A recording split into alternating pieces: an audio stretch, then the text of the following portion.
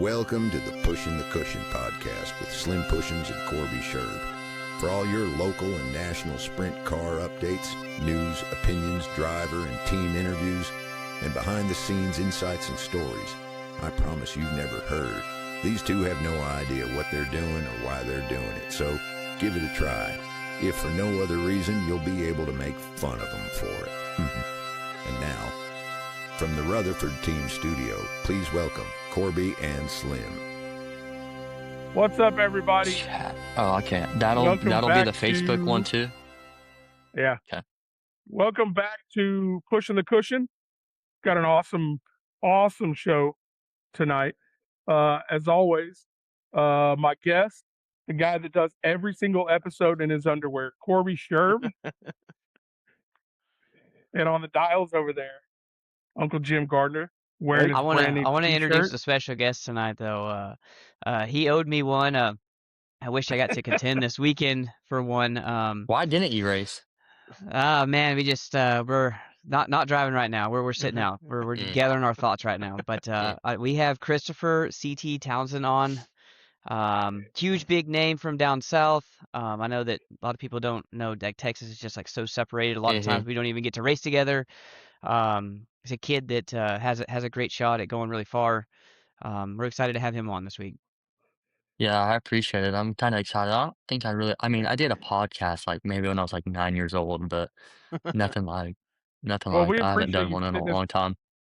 We appreciate you finishing into your media blitz after the big weekend this weekend. A huge win. I'm sure your motivating factor all weekend had to have been leading the first lap for the Pushing the Cushion $100. Yeah. Wasted Did no y'all spawn? time. Yeah, we did. Yeah, no, that's cool. So by the way, wasn't- you're on the show because you led lap 1, not because you won the race. Oh, It's well, got okay. it's got nothing to do with beating 54 something other Yeah. cars. Yeah. No. You were going to be on even if you got passed late. Well, that's good. Because at least I did lap that that right. mattered. It had just been really awkward having you on and then the Yeah. winner at the Yeah. same time. No, like 2 or 3 weeks ago, we were like, man, we were going to run the ASCS show at Benton, but Paducah only pulls like the next night. It's like 13 cars. And we wanted to come to vacation this week. Kentucky to Texas to Florida was like not going to work. So I was like, we're going to cancel that and we're going to go run this 305 show. And, so that I literally registered it at like 11:50 of the last night. So I had like 10 minutes before they charged me an extra $100 or whatever it was. And I was scrolling through and they're like $5,000 to win. So I was like, okay, cool. Then it was like $100 a lap. I was like, well, I mean, if I could lead like 5 laps at the end, I'd be 30 pumped up of to have, I'd be pumped up to have a couple extra $100. But no, I kind of like me and Taylor, my crew guy, talked like on the way up there, and I was like, man, if it could play out perfect, I think I'd rather. It sounds crazy. I like to run like second or third a lot of the race, and then like kind of like work like just either I don't know. The last couple of races I've won before this one, it's like been a late race caution, and I just like sneaked by, and I got real lucky. But what like now that we're talking, the rubber came in. It's hard to pass like that. Like Kyle, I mean, he was probably a little better than me with about 5 to go, but you can't hardly pass the guy. I mean, the leader has to make a massive mistake to even capitalize. So, no, I was really lucky to kind of have a perfect start there and lead all 30 It wasn't a laps. perfect start. I don't think I've ever seen a start that good from the front row outside, especially in the feature, right across the slick, everything. Yeah, I mean, John Carney inside of you ain't no joke either. For sure. Yeah, He knows his no, way around that place. yeah, I was, I think I was talking, I don't know who I was talking to, but I was like, John Carney's no joke. He's like, he don't want to have this claim to fame, but he is one of the best 305 racers. Like, you want to be known kind of as a 360 or 14 guy, but like any 305 racer should know John Carney is like, I mean, he's stout. Like, he can go For sure. 305 nationals, and like he might have won one by now. But the year I went, he led the whole race, and Drew got him like with the last lap. But John's really good. So when he kind of drove away from me in the dash, and I don't really like to let that stuff hang over my head too bad because I'm like, it's 8 laps. I'm not going to wad my stuff up yet. And so I just kind of tuned on a little bit, and it was a little better. I made the right calls, man. Yeah. That's a big win. That's really big. The big payday. A lot of cars, a lot of fast guys, a lot of locals. And like I said, I mean, Kyle probably was a little bit better than you, but Kyle's drove that place in the rubber 100 times. You know, and Alright. him, and then I know like Chad Wilson caught it really early. You kind of rode it out on the top, probably longer than anyone else, but you was super safe when you got to lappers. And I think me, if I'm running second and I'm watching you and you're just driving by these lappers and then I catch the lappers and I'm running the same line as them, you automatically start beating me in my head. Mhm. And I'm like, oh shit, like I need to start changing something. I got to do something different. And like I said, you was able to go where no one else really was making it work. Yeah, like, when we set the car down off the jack for our, final before the A main, and we were all talking, they're like, "Man, it might, lay rubber." And I was like, "Man, I don't know, I hate going to racetracks and, thinking the rubber's gonna come." I'm like, "Well, it'll just if it comes, it comes, if it don't, it don't." I was like, "I plan on beating it off the wall here for 30 laps, and I'm either gonna wad it up or I'm gonna win it," was kinda like how I thought about it. And then, Ian Kennedy was like, "Hey, look, if you're leading this race, smell for the rubber." He's like, "I think it's Hmm. gonna come." I was like, "Okay," and, I don't know, we caught lap traffic with 15 laps in, 10 laps in maybe, and I went to go slide a lap car, and, I got really tight, through the middle, and I was like, "Hmm, well, there it is," and then, in the 3 and 4, I just rolled it right through the middle, I was like, "Yep." I mean, and then from there, it was just I just tried to keep the car underneath me and not really run it. I mean, you're still running hard, but not really hard on the right rear and keeping the tires, underneath you and not killing it. Yeah, 20 laps in the rubber's tough. It's tough on tires. You can blister them real quick. Yeah. Yeah, mine, attempted to blister, they had a circle in each block. Can we give that up to Taylor? We say Taylor did that. Did he put his special magic on there for I you? mean, I showed him how to groove my tire. I'm my tire, those 305 tires, not the Race Saver ones, but the Hoosier Race Saver ones. I have that thing absolute cut up like a late model tire. That thing is in a million pieces when I get done with this. So I was like, hey, look, this tire has to look just like this.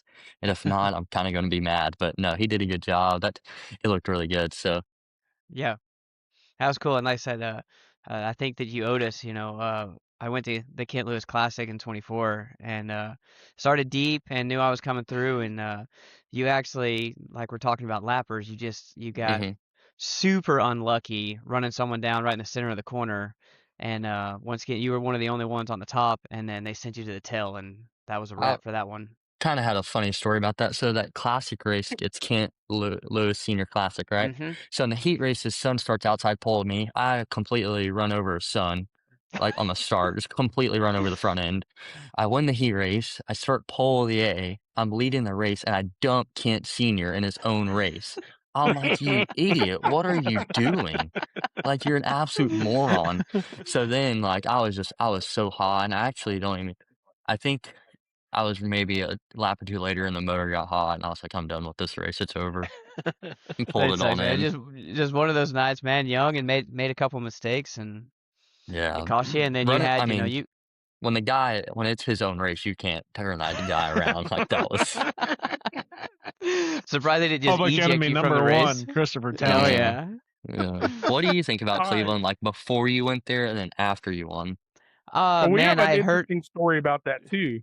So I had heard like horror stories about it. It's kind of like there's just certain racetracks that you don't want to go try.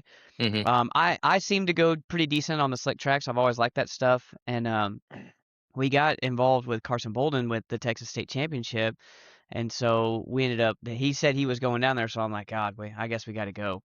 hmm And they have a rule down there where you can go when the leader goes on single file restarts.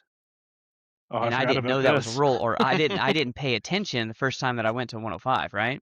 hmm And so I'll say his name this time. Trent Dixon jumped me every single start, every single one of them.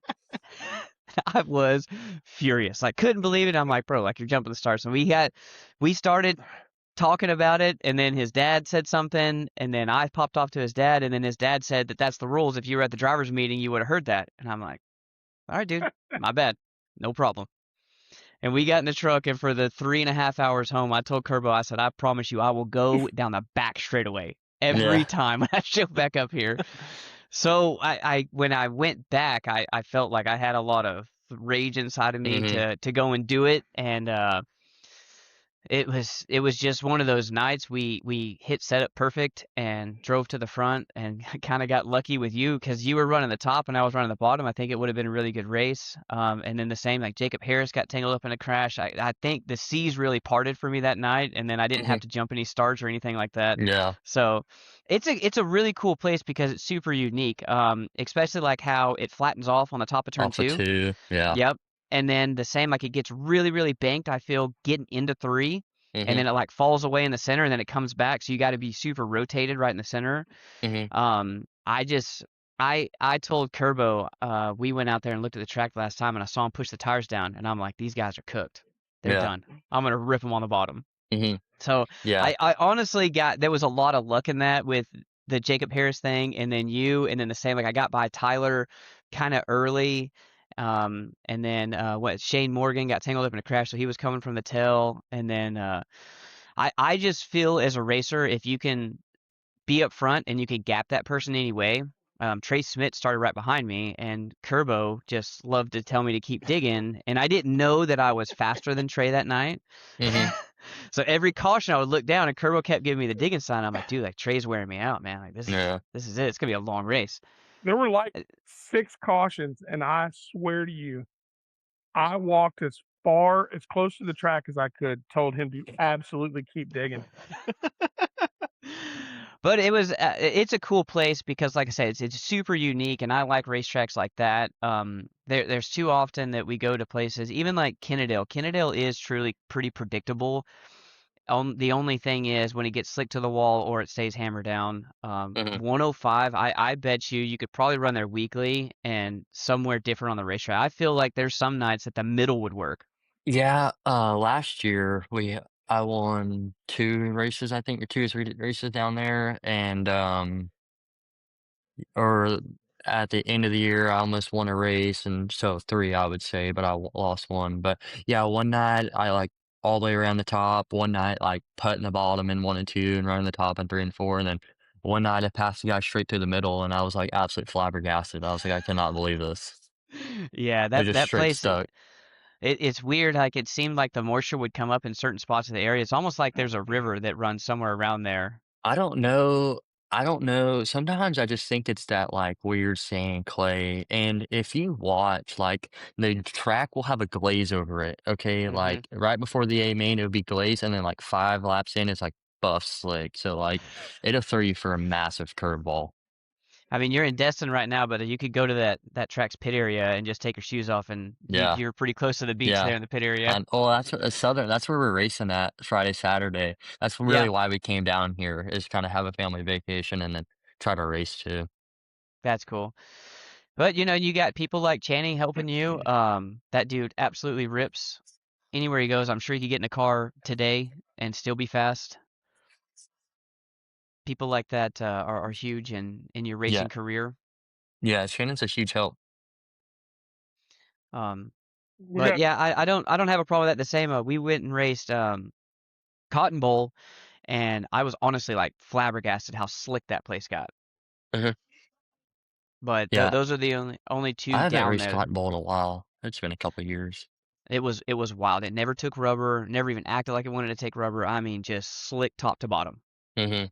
Corby Chase Brewer said, "Quit reliving your glory days." It's a long time Actually, ago, it says Chase. actually it says, "Quit reliving your glory day," which is true. Yeah, one day, one It day. was just a Do single y'all see day. that in the Uh, chat? I'm yeah, not seeing that. the Some. chat's I have not live. working properly, so you got to pull it I've up got. on Facebook. Okay. I'll I pull it up. got. Our I'll pull it chat up in on the my phone. studio is not working, but Does ceramic coating the sprint car make them faster?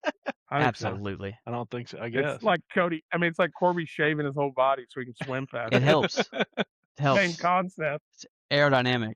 All right. So, Okay. I'm watching so it. Y'all can't hear that, right? I don't want to echo I it I hear back you. turn and I, forth. I turn mine all the way down. I Mhm. also, you should also know, we have no idea what these people are capable of commenting and bringing up. That's The all right. If beauty of. Ryder LaPlante joins us, it might go down. Oh, I guarantee he's in the middle of a nap right now. I will tell Yeah, you or though, in Lubbock.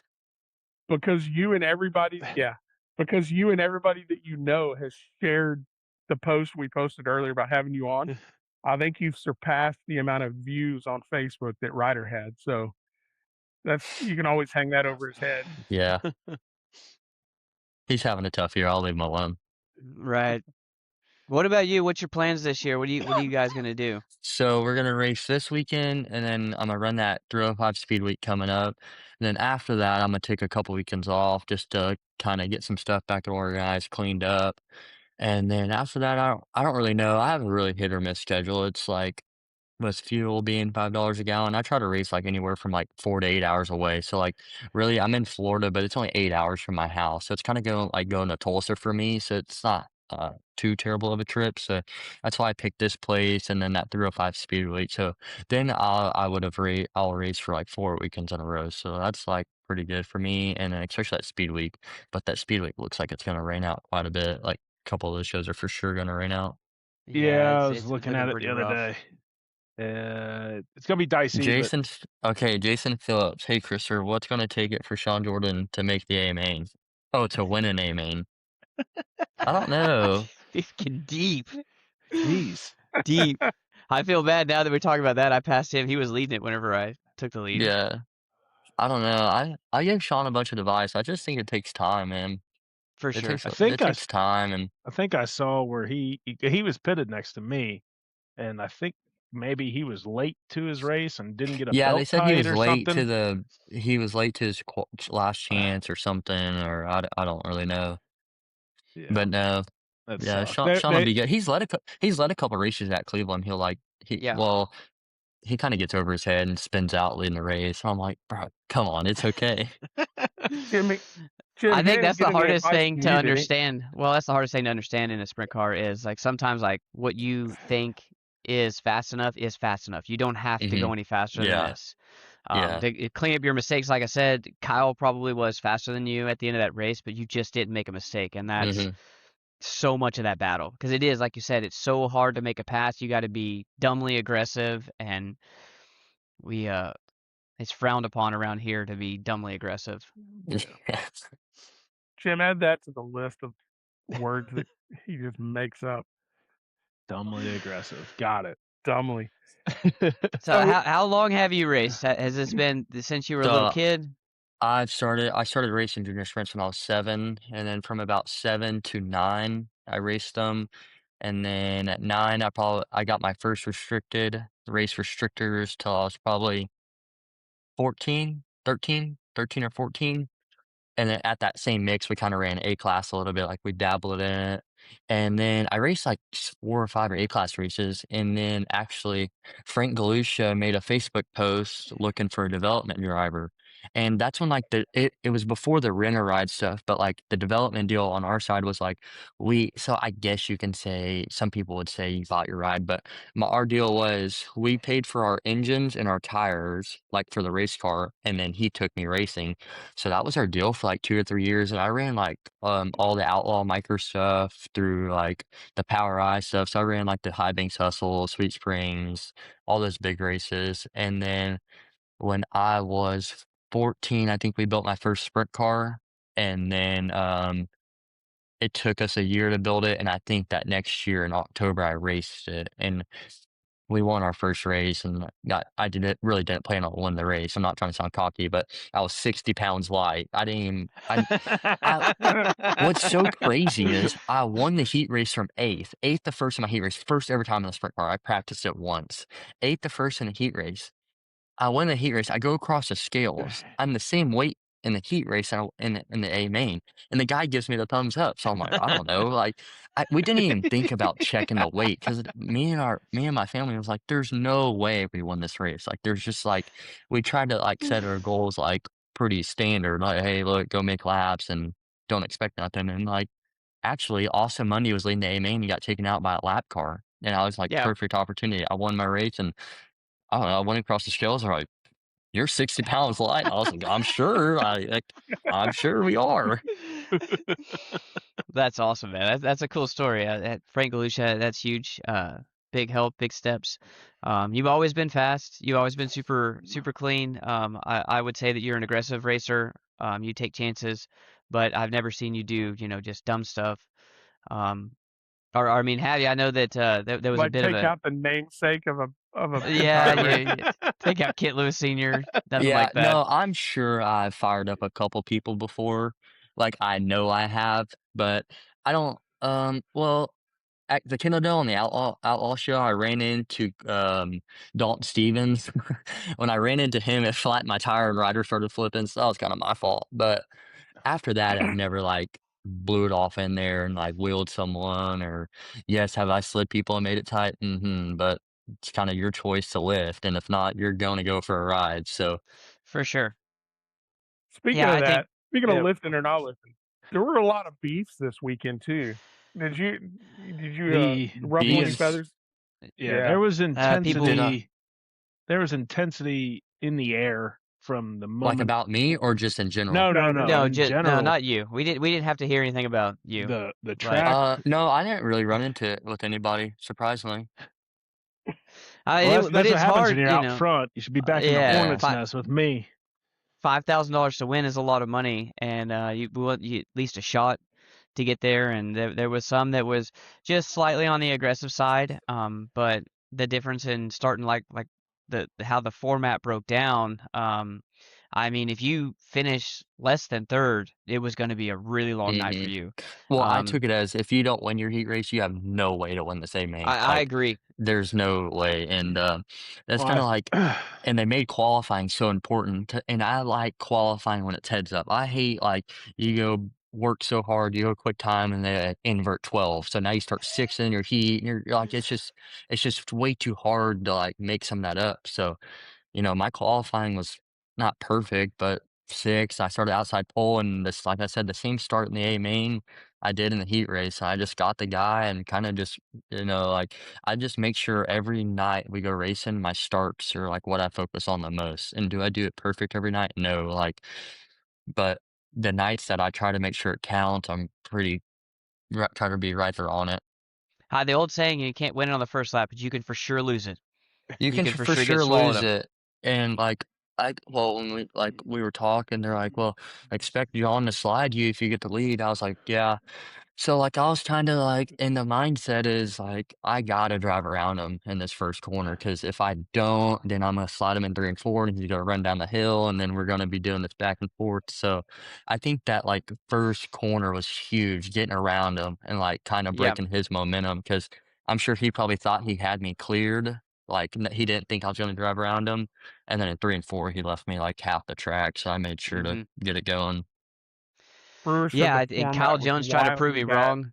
Well, Kyle Jones tried to prove me wrong because I've said that I don't think that anyone started deeper than eighth and won at Kennedale hmm that I can remember in a very long time. And so Kyle tried. Yeah, He was trying, but yeah.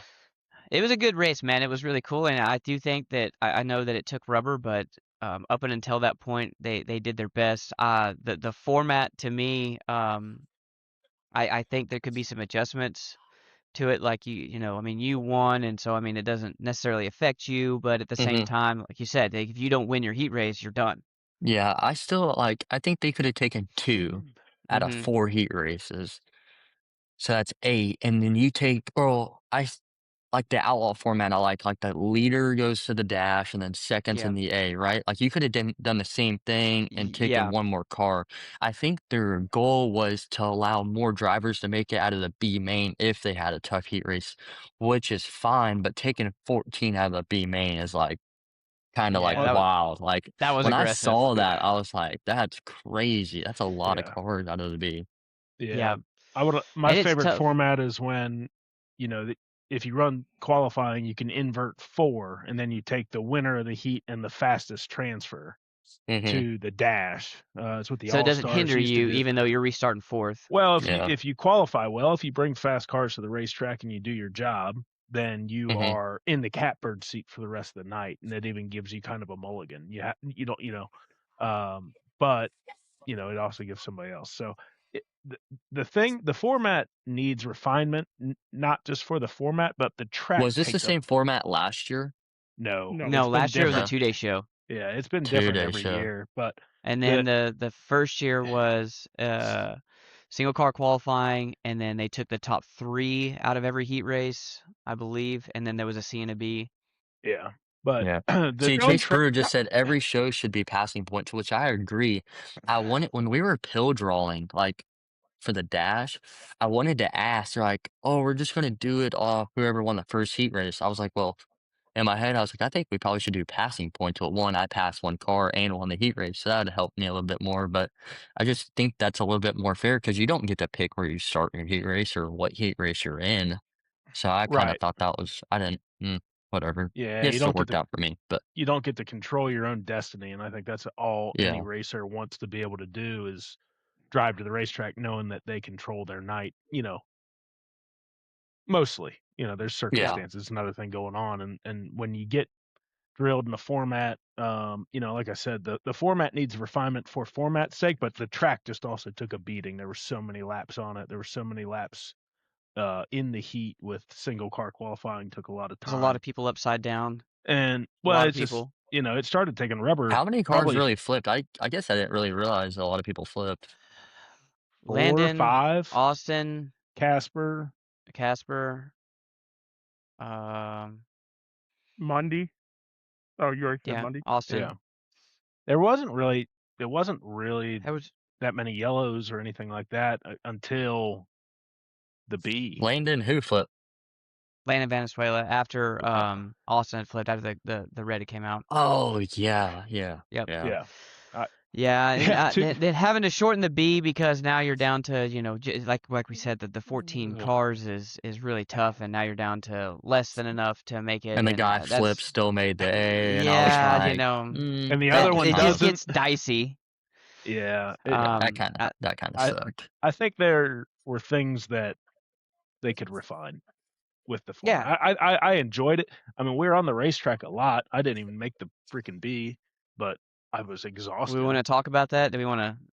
No, I don't want to talk about it. Just move on. Okay. Well, I thought we did I mean, did your job, right? You I went started home and front row shaved of my heat head. race, and yeah. you can't say Love that. time. Christopher used to have really long hair. What happened to all that? Yeah. I don't know. I had a lot going on last year, and I just felt like I needed a fresh start. And sometimes that's all you need. Just See? get a fresh start. Jimmy, get you a got the next buzz. win now. That's what we're Yeah. trying to do. Grayson County, Saturday, maybe. Yeah. By yourself.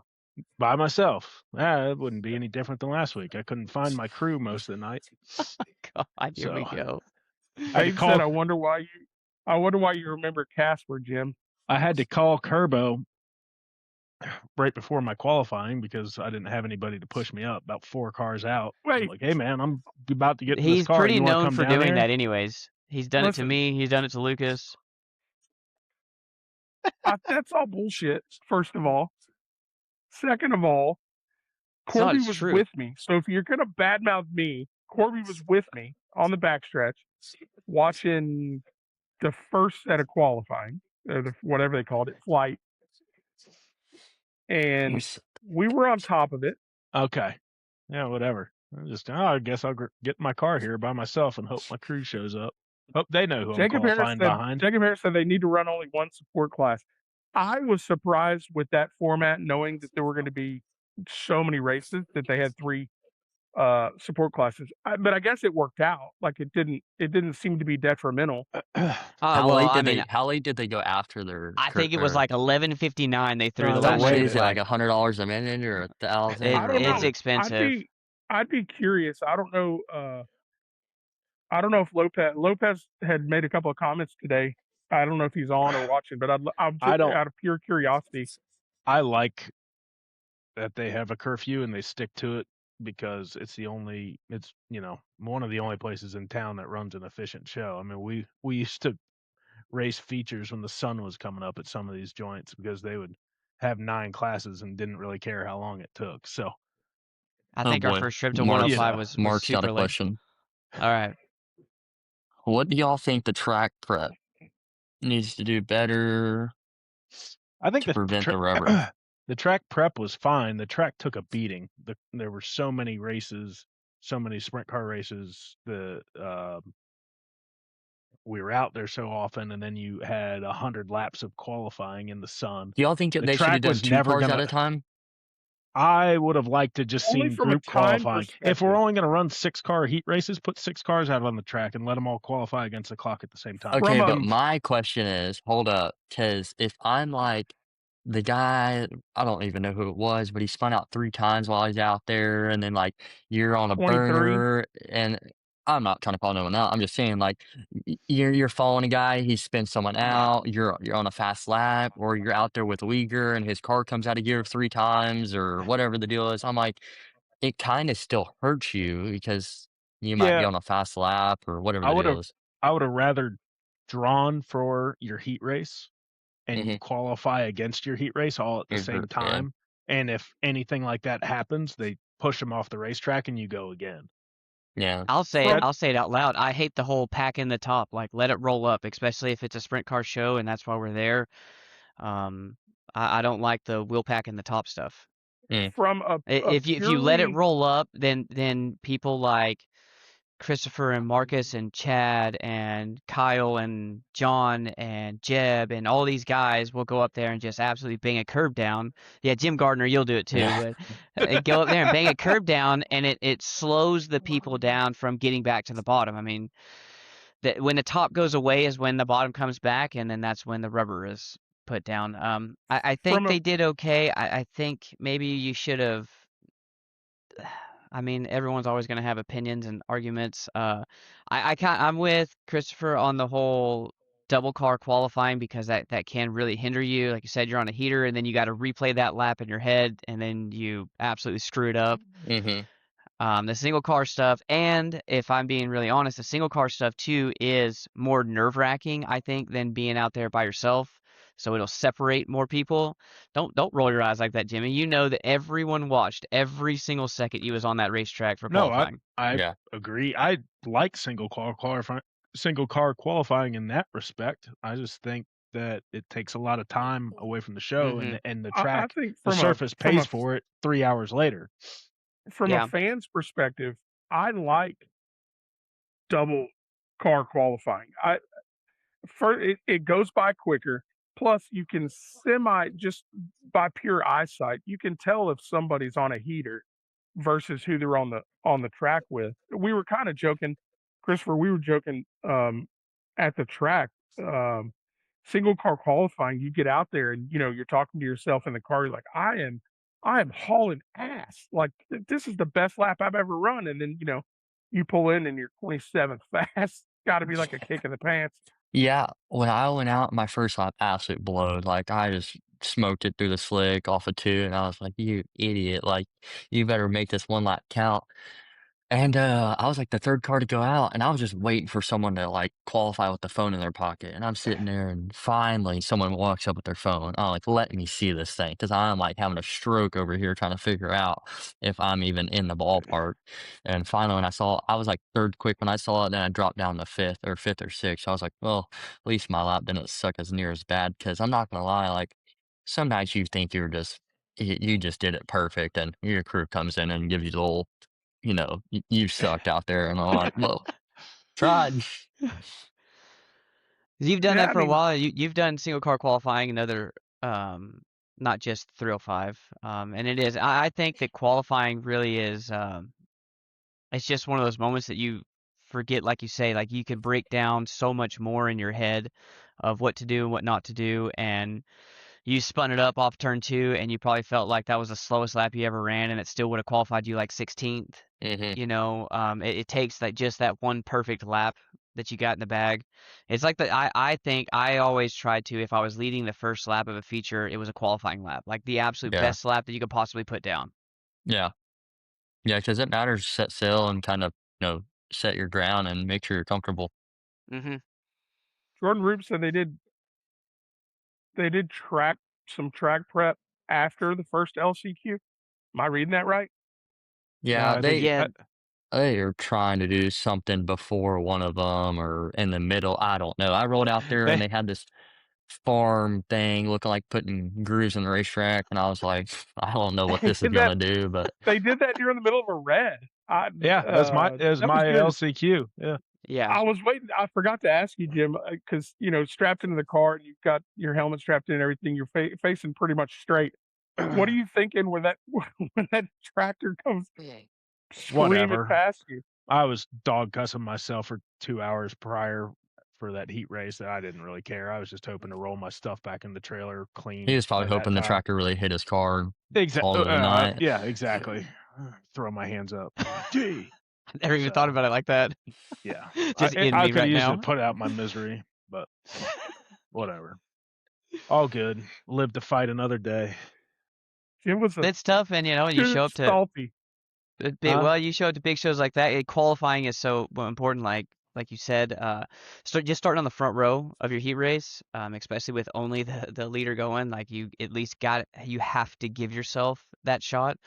I don't know if anyone came from much deeper than second, or I don't think anyone won deeper than second a heat Yeah, race. and I think the track being so like top dominant really hurt the inside pole guy, just like Yeah. that. Like I feel like turn one is so tight getting in on the bottom. Like you really have to get it like sit down and drove off. But the guy can't hardly get across to slide you, especially if you get a really good start. So Yeah, kind of I'm How do gonna you feel go with about that. Jim? I'm gonna in go the with that. dash He and then. In the dash, I tried to roll the bottom off of 1 and 2, and I was like, okay, but 3 and 4, you just feel like you carry the car speed so much higher. Yeah, Jana actually, I called it pinchy. Turn one's kind of pinchy there. She called me Mhm. out on it, and I had to explain to her. It just is like it's not as round as There's entering 3 turn and 4. 3. Yeah. Yeah, I don't know I will why. say, it's weird. And then everyone saw same Hot Shield got caught by it, but you can really turn right at the end of the front straightaway and get Mhm. back to the top of the racetrack. And that's just where Well, like I it was becomes watching almost the a point. replay. Like the wall kind of opens up into one, and I was following it. And Carney, like when I was watching, he was like entering straight, and I was kind of like, I'm not saying it was helping me, but like our just two distinctive lines. He was kind of going straighter, and I was like letting the car get in there the whole time while I was up top. Yeah, the faster you can get there in turn one. I mean, I've watched Kyle Jones drive away from me, Jeb, John, all those guys. Just Marcus being able to turn right at the end of it, and it's not easy, like you're saying, to hold your steering wheel straight and just like trust yourself Mhm. that it's going to stop whenever you get up there. Yeah. Yep. I mean, that's a good thing about Kennedale. Kennedale is super unique. It's no joke to win there, especially not no $8,000. Mhm. CT, Yeah. do you like qualifying? How do you normally feel about qualifying? It doesn't break my heart if it's not qualifying. Like if it's Yeah. just pill, like Cleveland is just pill draw, and I mean, it's your luck if you pull the 1 or the 20, or I mean the 100. So it doesn't bother me. Like USCS this weekend is not pill draw. I mean, it's not qualifying, so it makes me feel a little better. It's all passing points, so There's passing points is for big shows, Tulsa Shootout and Chili Bowl and stuff. It's you the don't think it should be fa- a weekly show? no, it's the fairest form for really high car count stuff. It's got its flaws, I guess. Sometimes you're the windshield, sometimes you're the bug on the pool. I kind of like the BC 39 where guys have a draft and they can pick where they're going to start their heat race, and then it be passing points, because that feels like you got a little bit more control. But if you draw the pole and win the pole, or excuse me, win the heat, um, that's still kind of detrimental too. So it's fine. For just a regular Saturday night show, I got no problem with it. I think it's great. For a big paying show where guys are there, trying to make some money, I like a good qualifying format. Just reward guys for being fast on their own. Yeah. What about do you have any superstitions? Are you a superstitious guy? Yeah. Yeah. Pretty big on no chicken on race day. Oh, Um, prime example is Kennedale at the Outlaw Show. Friday night went okay. I mean, we made the show for our first 410 race there, so that was cool. And I mean, yeah, and then Saturday rolled around, and I'm sitting there in the trailer, and I was like, "Hey, y'all go get me Whataburger or whatever." So they went and got food, so I'm thinking everyone's getting Whataburger, right? Just how I think of Whataburgers, not chicken. Everyone rolls up a Chick-fil-A. So I was like, "Cool, that's good. That's exactly what we need in here." And I didn't make it into one, and I was about upside down, stepped into the Yeah. wall. So I was like, Yeah. "That wasn't Yeah. my fault. That was y'all, not me. I had nothing to do with none of that." I firmly Go believe ahead. in stuff like that. Yeah. Go ahead, Jim. Turbo accosted my mother That, in that the is, trailer. that is not what happened. My mom lives to feed people. She comes from a Mhm. big Irish Catholic family. And like, I'll just go over there and she'll be like, "Hey, by the way, I made you a pie. Take this home with you." She's just into that. That is her way of showing love to everybody. We're late to the racetrack most of the time because we got to wait on her to finish whatever feast she's made for my trailer. And my trailer's not very big, so we have to move all the race car stuff so that she can set up her table and everything. Well, she made delicious fried chicken sandwiches with a battery powered air fryer, and like the little.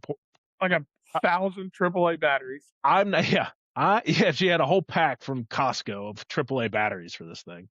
She's I'm not listening too, superstitious. Jim. I couldn't give a damn about any of your superstitions. I don't care.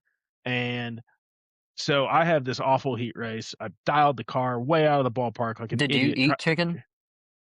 After, I don't eat diddly squat all day. Like, It I'll was have Yeah, peanut me butter present. and too. jelly, but it was in the trailer, and so I'm kind of lot. Did the pissed. jelly have nuts in it? That might have been the issue. No, No. no.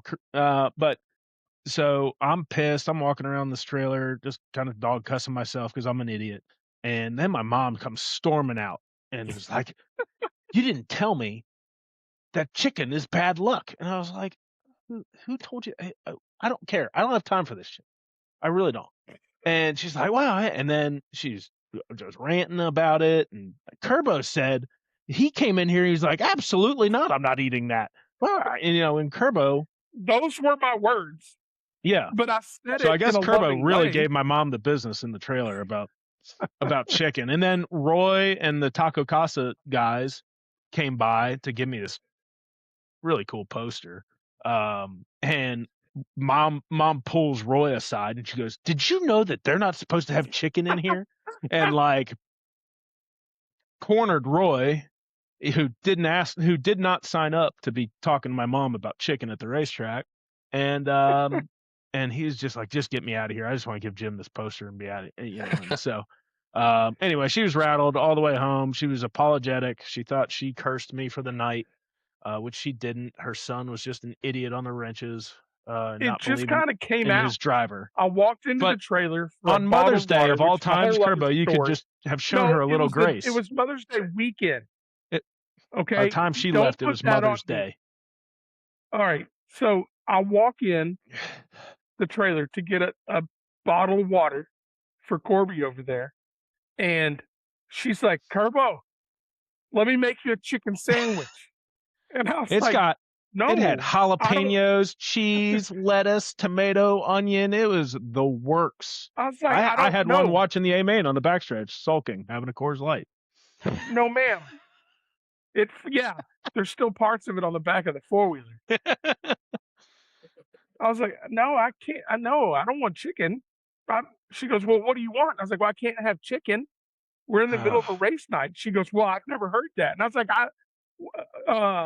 and I was in too deep at that point. I had to be honest with her. I bet it's 50%. I would say 50% of racers would believe that you can't have chicken on race Yeah, days. I hear some people like Shannon used to tell me he would only win if he ate it. Like he's Yeah. like some nights like we would eat it and I would even forget to eat it and he said we would win. He said then like it became religious to stop at this certain restaurant and eat the same thing and then I was like, dude, I like starve myself some nights before the A main. And actually what was funny about the chicken thing is we're at Big O Friday and we kind of, I mean, we didn't kind of suck, we sucked. And like we got the car all ready to go, and I was like, "All right, we're beating the odds tonight. I'm ordering you chicken fried chicken, and we're gonna do just fine." And we're eating it. We got done. We went to the truck. I looked at my phone and said rained out. I said, "I told y'all I shouldn't have ate it. That was my sign." So like I was not doing it at Kennedale. I was like, I'm not chancing it. Turbo, you owe my No. mother Brewer an said, apology. I'm sure that I do. Brewer said he only eats chicken on race day. If there was one person that follows the podcast All right. that we had to guess does the absolute anti-opposite, it'd be Brewer. I mean, it He's probably really. just saying that. He don't I know. I don't think it really. It obviously doesn't affect nothing. If you're just like, if you're really in your head, kind of like me, it affects something. Like, It's I don't mental. know. Yeah, It is it's. mental. I mean, it's huge. I mean, I try it like. I'm big on like putting my gloves on the same way, like put my suit like I'm like it doesn't matter, but like it matters, you know what I mean? It Like matters It's to part of me. yeah. right. It's part of the calming. That's what has to happen Like when I get for in you the to be in car, your I'm just head. like just leave me alone and I'm just gonna do everything the same way so I know everything's perfect. Oh, my favorite pastime about racing is like I always prayed before, like I'd be sitting in the chute and then pray before we go out. And when Mhm. someone just walks up to you, like you have your head bowed, like your eyes are Yeah. closed, everything, and they're just chopping it up like nothing's happening. Yeah. Like, dude, just give me a second Yeah. We here. were. I don't think I've ever told this story. We were at Ardmore one night, and Corby's right. Like it's like a thing. Like the fist bumps are at the same time. The pre-race, like everything Mhm. good, you could talk. It's all at the same time. Corby's in the middle of praying, and I sit in the chute, and like out of nowhere, I I have no idea where these people came from. An entire class of special needs kids just descends on Corby's car and starts leaning in, talking to him, patting him on the back. I was like, I don't. Where did that? Where, It I was a don't even know lot. where these people came from. I don't know how we did. I was so rattled Probably not myself. good. That might have been the night I got ballparked. Mm. Jeez. Yeah, I'm just I big, have like a you said. couple things wrote down and I sent it to you. And like that kind of exact thing, like how do you, I try to manage from being focused to not being a douchebag at the racetrack. You know what I mean? Like it's a huge thing because like sometimes I'll see people out of the corner of my eye and I know they see me and I see them. It's not that I'm trying to like not talk to them, but I'm also like kind of trying to focus and do everything I can to win this race. So not saying talking to that one person's gonna throw me off, but like I don't know, it's just dividing like being a douchebag to being a nice racer to fans is kind of tough some days. Yeah, I think that there's just certain times that people will show up and it's going to be bad no matter what, and all you Mhm. can do is just try to like just swallow really, really hard and talk to Yeah. them and be nice, and then go back in the trailer to finish your fit that you had to throw. Mhm. But it's super hard in moments like you're saying, like you're sitting there and you're having a talk about your tires for the night, Mhm. and there's someone standing right behind you that you have to stop what you're doing and turn around. Mhm. And the whole time you're trying to talk to them, you're just remembering everything that you need to make sure is said before you Yeah. climb in the car. Yeah. I don't think that anyone is perfect at that. It's just it's a I step process, always, like I said, especially people like you or me who is very routine whenever I Mhm. go to climb in the car, and there's a lot of times that stuff gets really affected. Yeah. I like I said, it's tough sometimes. Like sometimes I feel bad, but I mean, it's kind of a job that you have to make Yeah. sure is perfect. Like, we're doing a wheel spacer change and someone's talking to me. I'm like, just give me just a second. Like, this tire has to go on just right for me and everything has to look perfect and then we can talk. Yeah, I get I kind of always took it as my responsibility to try to run as much interference as I could, because I know the moments that, like y'all are talking about, that you're kind of in your head and in your zone and strapping in and doing things like that. Hmm. I always tried to run an interference as much as I could for Corby or Jeb. Um, it's crazy. You put taco sauce on the side of a car. What about Jimmy? So what about, you did do it for No, he Jimmy? just lets people come. Nobody comes down. Nobody likes Like it's my funny. You put taco trailer or my sauce on the side of a decalless car. car. Yeah. Yeah, you put taco sauce on the side of a car, and people know the brand. And Hmm. uh, John and Jeb have made a name for themselves with good reason. And there were always a lot of people around. And I can't wrench. Well, they won't let me wrench on a car. I don't know Please don't. anything about setup, Please don't do that. so I just try to. See, I've what always you tried to said be as at the helpful as Outlaw show possible. is you went with Corby when he won the race at Yes, Cleveland Oh and yeah. you're the only reason why he won. Correct. My claim to fame, my glory day, as Brewer puts it, I have won 100% of the races that I have crew chiefed. Yeah. I was on the So phone the whole night with Wesley and Jimmy asking them what we should do. That's what It's all right. happened. It's all right. I guess we don't keep some things to ourselves, huh, Corby? Some things aren't sacred. Man. Yeah, Up until 15 seconds ago, I was responsible 100% for that win, but that just went all to shit. I think that'll always be a struggle. I don't care if you're at the World of Outlaws level, Tyler Courtney or Kyle Larson or anyone. There will always be moments in your career that you probably should have just shut up and turned around and talked to someone. I think that it's big too. Like you don't know who you're going to meet or when you're going to meet them, and first impressions can mean a lot. And next thing you know, Roy from Taco Casa standing behind you, and you, like I said, you were a total dick and didn't have time to talk to him because you had no idea who he was. Yeah. There'll always be moments like that. Yeah, What a one of the great guy. guys I love Roy. one of the guys texted me like after he's like, I was gonna come down and come talk to you and you just look like you're super busy and like I appreciate that because like I probably was and I'm kind of a scatterbrained person like I might be doing 10 times at one or 10 things at once and I can't get none of them done but I'm gonna attempt to do them all so that's kind of tough some days trying to make sure everything is done just right. Because you said something in the text that you sent me about, are you like a really hands-on as a driver? I think, Yeah, like for like me and Taylor do everything, but like what I mean, we strip the cars, we rebuild this, we'll put engines in, and I drive the truck and trailer to the racetrack. We unload we do everything top to bottom, pretty much me and Taylor. Shannon does help, but like he's got a kid and a wife, so not every weekend he can come to the races and spend the time that he wants to spend. You know what I mean? So no, but I'm 100% involved. Like, and nothing gets, I would say, nothing goes without kind of not my like oversee, but like, you know what I mean? I don't know how to say that correctly, but yeah, I'm pretty much well, I doing a think little that bit of everything. I went down after the race to talk to you. I was going to see if you were up for the idea of coming on the podcast. And Lil Burkham said that you literally skipped all the way to the pit shack to get your money. So I Yeah, was like, well, he's gonna yeah, be laying down $100 bills all the way back. So we'll just send him a yeah. message.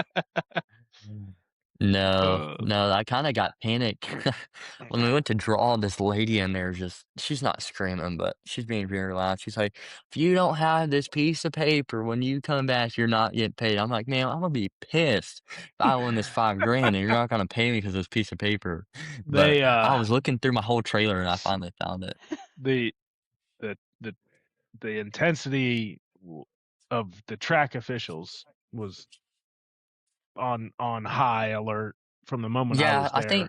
I Like think that everybody was place a was little pretty much. too a I think little a that little place was too pretty jittery. stressed and a little unorganized. Maybe But it was that's their that. second. It was like No, they run people out of the pits like they never do that. Like they just felt like they were trying to do a lot. And even Lopez came on during the drivers meeting, like chewing ass about yeah, crew talking to guys your car. crew guys Yeah. it, like brought it up like 4 times. And I if think they were trying if you to don't do the trust me, right like thing. try me. And it's like, Yeah. hey, like I think everybody they were just I think they were the trying to do the right thing. There's big money on the line. You know what I mean? correct. They're like trying to make sure nothing like looks stupid and a lot of it didn't look amazing. And I'm literally sitting at the driver's meeting, like the window's right there. I'm to the left of, or to the right, or whichever way. And I asked him, I said, "Are we qualifying? I mean, are we going to skills after qualifying?" And the guy goes, "Huh?" Not Lopez, their Yeah. flagman. He goes, Yeah. "Huh?" And I was like, "Do we need to scale the race car Well, after making our 2 laps?" We'll let you know. I'm like, it's yeah. the driver's meeting. Well, me and What do you Zimmerman mean? actually walked into the shack because he couldn't hear diddly squat because Jeb was idling his motor from pit stall number 1 right behind the drivers meeting. And he And finally, it's like quick. halfway through, It's so walked quick back how over you there and jump shut the ship. motor off. I was like, good Lord, Jeb. Was it most your first nonchalant time? racer out there. Yeah. And Yeah. but like So even from that was my that, like first. it was high strung. The officials were high strung. The competitors were high strung. Turbo was high Jim came, strung. Jim came back to the trailer shaking his finger at me. He's like, whatever you do not get off that four-wheeler. I'm Oh, like, what are you gonna do? "Honey, Mess you don't have my to night worry up, about me." Turbo? Probably not. Yeah. Yeah, I didn't I really thought about get. it during that red, Jim, just to put you out of your misery. Like, Just hop hop off and and walk squeeze around. all four They corners. did punish a guy for his They did. crew member parking in a wrong spot or being on the. I don't know what he did, Uh, but It was During during the one of the red, reds, during my it was somebody LCQ. outside the fence. Somebody parked way up high in 3. Yeah, it was Cooper Sullivan. 77. Yeah. Yeah. And And they two docked guys him. guys in reflective shirts and golf cart went running over there. Yeah, and then they docked like him. I just don't think the driver should be one punished row. for that. Well, so you're saying Like, that he parked up next to the fence and they were talking to him through the fence? Yeah. No way. oh, No That's way. what they Yeah. went. And they said it was a But what would restricted happen if I- area. Well, what would happen if I pulled up next to CT and was talking to him on the racetrack? yeah. I was talking to DJ during one of the cautions or reds. Well, you're the reason. You Yeah. did up for DJ.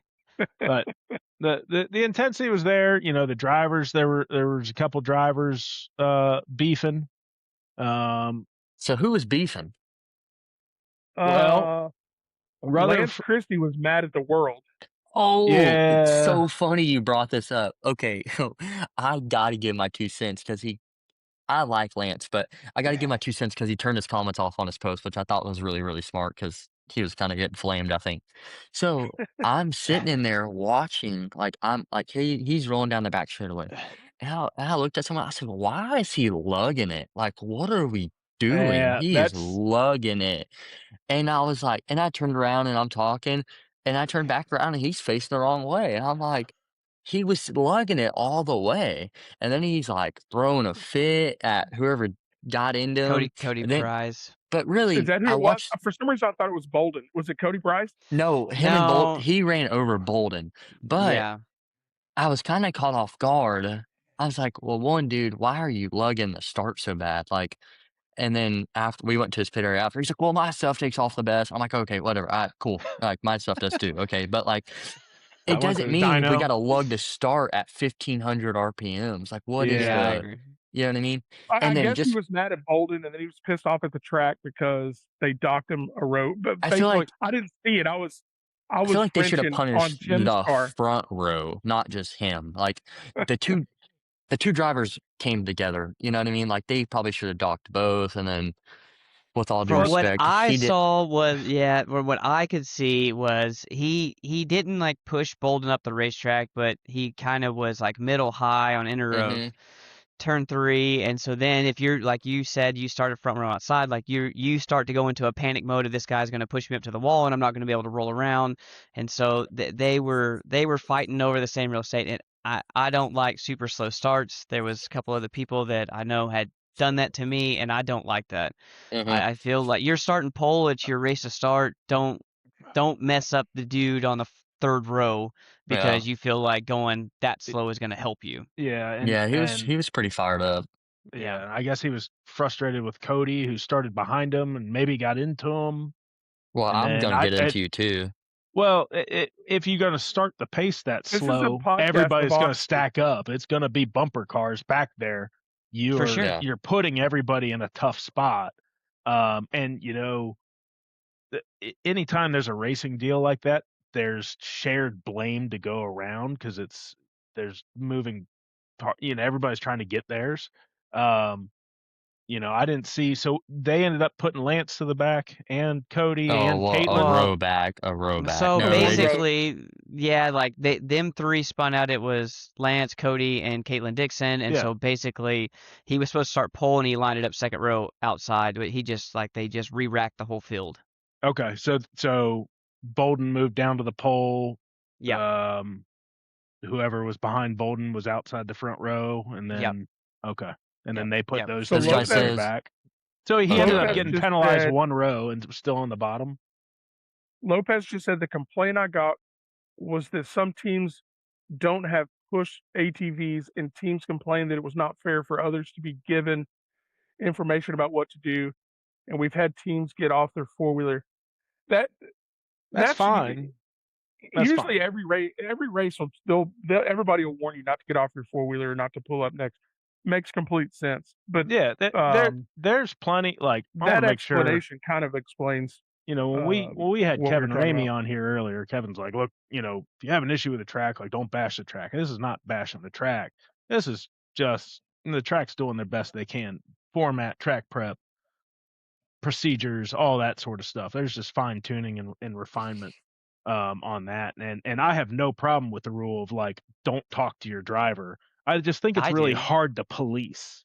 I It's don't really- like that. I don't know about Christopher, but I want someone to say something to me. Tell me I sucked. Yeah, I just think it's really hard to police, and Yeah. tracks or series that Robert are Byron hit- said that he are- was behind Carson on, I guess on Okay. that start. He Yeah. said Yeah. sidewalls were touching. Yeah. Yeah, They were rubbing That's what I'm tires down saying. the It's Yeah. like, stretch. should they have punished just the front row and put him back? Well, but Carson didn't stop. I mean, the number one Yeah. number one That's rule such a of gray area. racing: if you It gets stop on track, touchy. you It gets go to the touchy. tail. Yeah. It gets But- touchy. Such a gray area. But yeah, I mean, We were speaking of gray area. We were talking this morning or yesterday about Monday making the feature and flipping. The reality is, if They took you're going to be 14. scored in if you're going to be scored in 14th place, it's your spot if you can get your car fixed. I don't. Yeah. What sucks is the dude I running would've dead raised- last plugged it off in the fence all by himself trying to miss the rest. Yeah. I'm like, what are you doing? Oh, for sure. I told Yeah. Corby, I said, had that been us in Monday's situation, I would have raised hell too. oh, I'd have I don't been know if he finding raised hell. anybody with Okay, a so headset. he says But yeah, the 3 cars that stopped went to the rear. So yeah, that's fine. I mean, That's, so okay. if they did that, that's fine. But it just is tough. Well, I'll say this. some people get the TSS short end of the stick. It's fine. Yeah, TSS had a great rule, and Danny's rule was the dude who starts front row outside controls the pace. The pole sitter starts the race, but like you're saying, like lugging him down the back straightaway. I mean, Mhm. you've been in those moments. Like I can't stand on my brake pedal any harder than what I am right now. I liked that the guy on the front row outside could control the pace. Mhm. That's just making it too complicated. You can't Yeah, micromanage all that's a these tough races. rule. Like, If I'm just outside let the pole, leader. I'm just gonna idle up and drive away from you, and you can either catch me or I'm gonna start the race, and we're gonna re-rack this. Yeah. Isn't that what you did? I mean, No, wait, I'm telling you, every time I got back in the pit, they're like, I thought you jumped the start. I'm like, well, they never called it, so I'm gonna do it again. For sure. I Yeah. used to tell Corby that. I asked him what the penalty is for jumping the start. He could never tell me, and I said, "Well, why don't we do it more often and find out?" Yeah, Instead I mean, of- they didn't. instead I of don't think enter they turn punished a 1 single third. person. I don't think they should have. I don't think they punished a single person on the start at all. No. But I'm not saying no one jumped, and I'm not saying I did. But I'm just Right. saying, I like, don't think that you jumped like you said. I think that you guys both hit the pedal at the same time, and you had a whole lot better running down the hill like that. And Did you talk to Sometimes the it just Deuce? sucks Did to he suck. think that he started inside of you, hey, Carney, Carney, Carney? did I talk to him? Yeah, I was just No, curious whether or I not just y'all shook his talked, hand. whether he thought you jumped. No, he didn't say nothing to me. I don't Yeah. think they were very No. pleased. They don't really know who this kid is, and they just got kind of worn out. we all That's what have I was those telling. nights, man. That's what I was Actually, telling everyone at the pit area. I was like, not saying like no one knows me, but like no one knows me. No one knows what my car looks like. Like I'm not a local, and like they probably look at us and like, we're fine. Like we're good, right? Like if I'm John Carney, I'm thinking that, and then you have this kid that I've raced around John like at some of the 410 and 360 stuff, but we never like really like talked, and really we didn't really talk this weekend, but just like a handshake. But yeah, like if I'm him, I'm not worried about you. Like we've ran 360 stuff together, and you've never like blew my mind at a 360 race, or we've ran 410 stuff together. You never done anything there where I'm like, But no, I'm sure they weren't very pleased that a non-local guy came and stole their money. I'm Yeah. telling you, man. we're You pissed. you got me. You proved me wrong because I said there was no way that Corby's a been non-local. Pounding the table Yeah. for 3 You know, weeks. it's funny. Jordan Root or Rope, whatever his last name is, commented. So Root. his cousin is Sean Jordan, and Mhm. Sean texted me. He said, "Just want to let you know I picked you for the AMA, and my cousin Jordan didn't." I picked you. So I want to ask Jordan why he didn't pick me, and what I heard is he just thought John was going to get me on the start or just get me in general, but What do you maybe think, next year. Root? I'm pretty. I really am. Like you absolutely ripped. Like I said, you gapped the field from the beginning. You're super good through lap traffic, and I'm impressed that a local didn't win, especially with how the racetrack went, because it's not easy to drive around the holes going into turn 3 on the Mhm. top like that. Usually, it's. I mean, I'll just be honest. I didn't think that anyone else could do it. Yeah. And I appreciate it. No, I mean, you So don't the show up utmost to your respect for you to do that. I appreciate you don't show up. Well, in the heat race, I took the lead and I about busted my rear end through 3 and 4. Like I was like, Yeah. ooh, ooh. I was like, Yeah. damn, I better better figure something out so I don't turn it over here. But no, I kind of r- I don't know. I kind of got to the holes that felt like decent enough where I was not really worried to run through them. Like I was just like, whatever. And then in the A main, I would just slide myself. Like I Hmm. wasn't even trying to like blitz it up there. I wasn't gonna do none of that. I just slide myself, get to the cushion, and get off of 4. And really, turns 1 and 2 was the big like my only worry because all night that's where I felt like I struggled the most. Like I'd just be a little too far out. So I was like, if we can just get off turn 2, I can manage 3 and 4. And that was pretty much my thought process through that whole A main. Yeah, turn 2 gets super slick because just how the sun sets. You got to make all your ground up on the entry of turn 1. You can't do it coming off turn 2. So I Yeah. truly do like respect you for showing up and doing what you did. Guys like John and Kyle and Marcus are no joke ever there. Yeah. No, I appreciate it. And it was a good race. And Root I said, don't know. I wish they were on "I the go ahead. Rube said I only said I didn't think you'd drive away from everyone like you did, having very minimal laps at KSP compared to the most people." So he was on. Yeah. Rube was in He's the on same everyone else's mindset thought as Corby process. was. Textbook backpedal by Jordan. Yeah. Good job. Speaking of picks, Jim was a little salty last week. Well, so speaking of Jordan Roop, he ended up winning the Pushing the Cushion Pick 4 challenge. He was pitted next to me, and I did the calculations really quickly with Coors Light in my system in the pits there. So he won. He had a super team of Kyle Jones, Landon Thompson, Jacob Gamola, and Chase Brewer. Kerbo, you were second in that. I mean, I got chastised the most, Yeah. Jim, Well, because why well, were you mad? I No, hold on, you guilted a didn't. lot of people into picking me, which was a mistake. No shit. Hold on, no, you gave me shit about it, and you were winning Flight B qualifying, and then this number 72 car that you gave me shit about picking Yeah. over you, didn't he out qualify Yeah, you? he out-qualified me by half a Caden second. Cole? Yeah. I was the only one who picked in the top 5 who picked Christopher. So, because I know ball, but Yeah. but I also picked myself, so I was hampered and out of the running there. But I think I'd have He given canceled his Roop. own vote out. He picked Yeah, I one think and I'd have punished him given on the other. I think I'd have given Roop a run for his If money I here. remember right, what you said to me was, Kerbo, I see what you did. I'm gonna kick Gamola's ass. Yeah, that didn't happen, did it? No, it's cool that they have a race like that, and it's That bringing didn't people happen. from out of town. I wish that the Harris brothers were there. I don't know why they didn't make it up. But I people text like Mark, and Mark said, I think financially it made more sense for them to go to Edna. It's a little Mhm. closer, and I think only one boy raced too, so that Well, probably kind of yeah. helped them a little bit. I'm sure they're really hating themselves. Neither one of them have ever won up here, and then you show up for the 5K to win, Yeah, I blow the know. doors off them. Actually, Mark called me like a month ago. He wanted me to run his car at Cleveland locally. Hmm. And I was like, yeah, I'll do that for you because my 305, I literally like 2 weeks ago was when we picked to run that race. So my 305 was just like all pickled. It wasn't even ready. And so I was like, yeah, I'll run it. I don't really want to put my stuff together. And then I get there, I'm like, well, can I put my like setup on or do you want to run your setup? He's like, And I was like, "Well, what do you run?" He said, "No, what do you run?" I was like, "Alright, alright, alright." So then, I mean, the guy gives me a free ride, so I'm like, "Well, here's what, we've been racing against," and what's crazy is we do stuff similar, but kind of different all in the same way. Like I'm big on keeping the car kind of free, I think.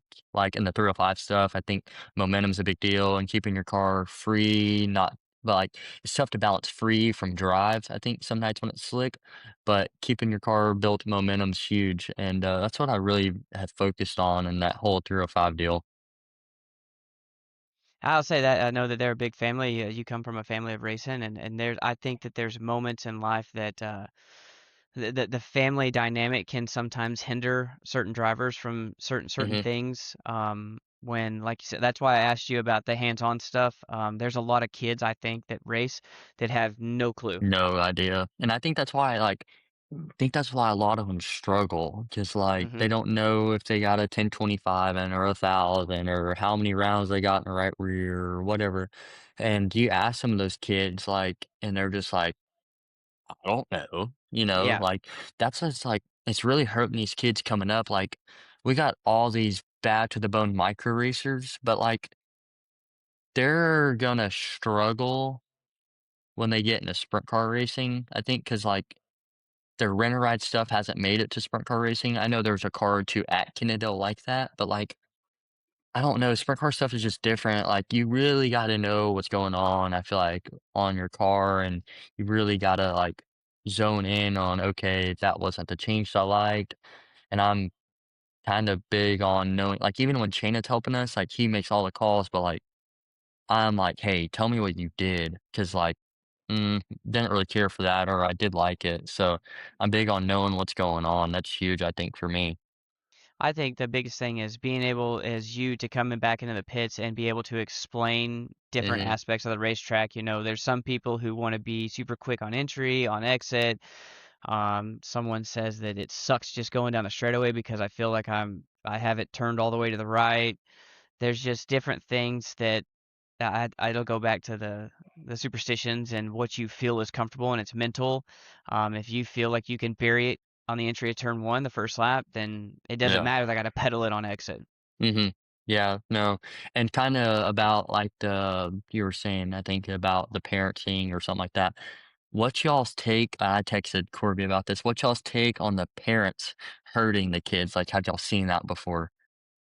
Mm, I think Like, that what there I mean is. is, like, there's a sponsor, right? And the sponsor's like, "I really like this kid," and then the dad says something like or the family or the whoever says something, like, really stupid, and then, like, it just takes the sponsor and kinda pulls them away.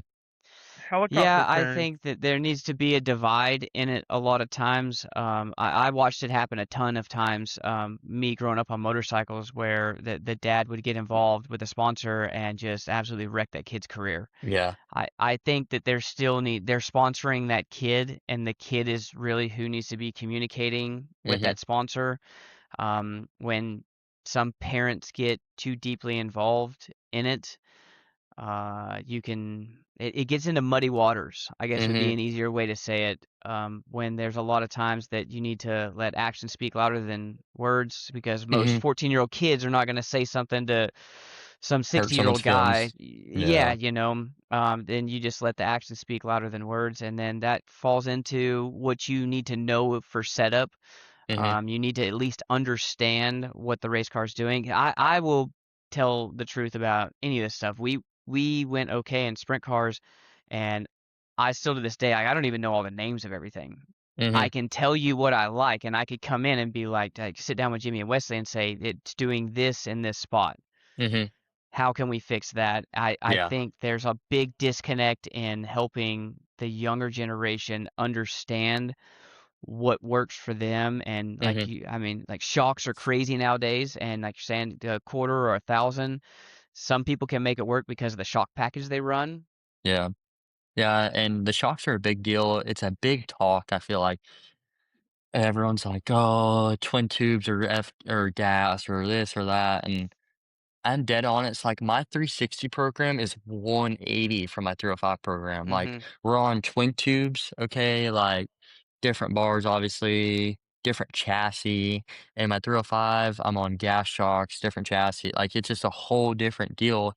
And I don't like, I guess maybe it's kind of maybe what you grow up on. Like if you're a micro kid, like I grew up on gas shocks, like gas CSIs is what we ran. And so when we got into sprint car racing, we just bought a gas shock. Like there never in my mind was like there was this like hatred, not hatred, but like people like there's a lot of people that like dislike them like majorly, like massive, like For sure. and they're like you don't know what they're doing, or a lot of people are still in their old school ways of like not knowing what the knobs really do, you know. And I think a lot of that's where some of the kids hurt them too. Is that's like where my like and 305 stuff, like, that's where I, like, make sure my stuff's perfect, like, my clicks, and that's where I really make my adjustments is kinda like my shock program to try to keep my car if my car is really, really balanced, then I'm like, I know I'm close, so you don't gotta make major adjustments, but the shocks are a big deal nowadays. You Yeah, don't right, change Jimmy? you don't change you don't have to bars make big and total changes. platform it and stagger and raise the nose and pull the wing in different spots. Like I can't even tell you how bad I made my car for that heat race. Yeah, That's see, in the I heat race, like, all we did what did we do? So qualifying, we didn't change God, I should nothing. just go run Grayson County this And the weekend just so I could not have to think about this. in the heat race, I literally think, Don't say you didn't we're touch pretty it. I'm pretty sure we didn't touch it. I'm telling you, I don't think we All did. right. Well, you Literally, the guys only just thing I touched was the ADR deal to make sure my feeling was just fine. yeah. What about Yeah, you, Jim? you can overthink a sprint car really, really quick. I made a And bar I change. I was made big. 4 shock changes. I made 2 Yeah, rear tire changes. I made an offset Everything of the change. driver. I we had a reblocked the plan. car. Wait, this is what we were gonna do, and This then is what what we were happened? not going to do. Yeah, The I plan See, was texted Corby. very simple. I We're texted not going to Corby overthink this. blocks, turns, spacing, stagger, qualifying, slick to a curb, slick. Had it written down. Didn't do it. Got off it. CT, see, but I see that's where I think a lot of people get over their head. Like they're like, oh, yeah. it's like bone slick to a curb. Like, what are we gonna do? And I'm like, just stay calm and Yeah. race the Well, race car. Like, don't the thing overcomplicate it. the thing is when I'm just setting a car up for Corby or for Jeb or whoever's car I'm working on, I don't let like I think totally differently, but I know what I am as a driver is not, and then I try to do too much. See, Jordan says I And have traction control. Do y'all see this? I literally Yeah, hit the car yeah. exactly where it was off the truck for the LCQ, and it was fine. I'll say this to Jordan's best. traction control, man. If you need traction control in a 305, we got bigger problems. That's way too much horsepower in a 305. Yeah. Or not enough horsepower. Yeah. Hey, he would hate to see what my tack gauge read too after that. I mean, I think a lot of people would. But maybe not Carney. I know Carney twists his stuff pretty hard, I think. Oh, yeah. Yeah. That's the same as personal preference. And I was big. Like I had one night at Kennedale where I came in after a B main, and I'm like, dude, like we got to go full tight. Like I'm not gonna run the top. It's too gnarly. It's super scary. And Jimmy's like, okay. And he let me like say my whole spill, and then he pulled me over to the side, and he was like, are you sure? And I was like, man, it was pretty sketchy out there. And then it talked me out of doing exactly what Jimmy did. Correct. If you go out there and cut a good lap in qualifying, don't Yeah. change the car. Yeah. Yeah. I just livid. Just I can't even. I have like I don't know. I don't even want to talk about it. Still Moving flabbergasted. Moving on. So crossways. I haven't messed a car up that bad in 10 years. Lopez told yeah. us to tell Mike Fieri hello. I don't know if Mike's listening. Thanks, Mike. Thanks or for everything that watching. you do for not just sprint car racing, but local racing at Kennedale. We really appreciate everything. Yeah, he told me he put up like some of the first or half of it, Yep. or I don't know. Mm-hmm. Mike, Cool. Super Mike, good guy. Super That dude's nice guy. always doing stuff. Every class. I really Lots can't of believe his tracks. photos are for real free. Like, Oh, yeah. For sure. I I was pulled like, up his an photos are email. free. I pulled up an email this morning. I was like, oh, Mike sent me an email at 4:30 in the morning. It's got 17 photos Mm-hmm. of a car with no stickers on No, it. So That's pretty wild. Not a lot of people he's do that he's stuff the for man. free. So yes, thank you, Lopez, for reminding us to give Mike a shout out. Jordan said he does need traction control. Jordan. I needed We're it in still that working heat on race. the feet with Jordan a little bit. Yeah. So That's been you, the big thing. Christopher, you are going to run Speed Week? I'm gonna attempt to run the whole speed week. I am. I think I've only been to one of the racetracks on that, so that'll kind of suck. I think I've only been to Enos. I haven't been to. I literally don't think I can name a single one that I've been to, so that'll kind of be a curveball, but we'll see. And hopefully, I don't know. I'm really just focused on that points championship if I can win that. Yeah, that'll be good. Speedway. Think we're going to get a pretty good field. But the rain looks terrible. Yes. Yeah. Well, Early in the week it does. yeah.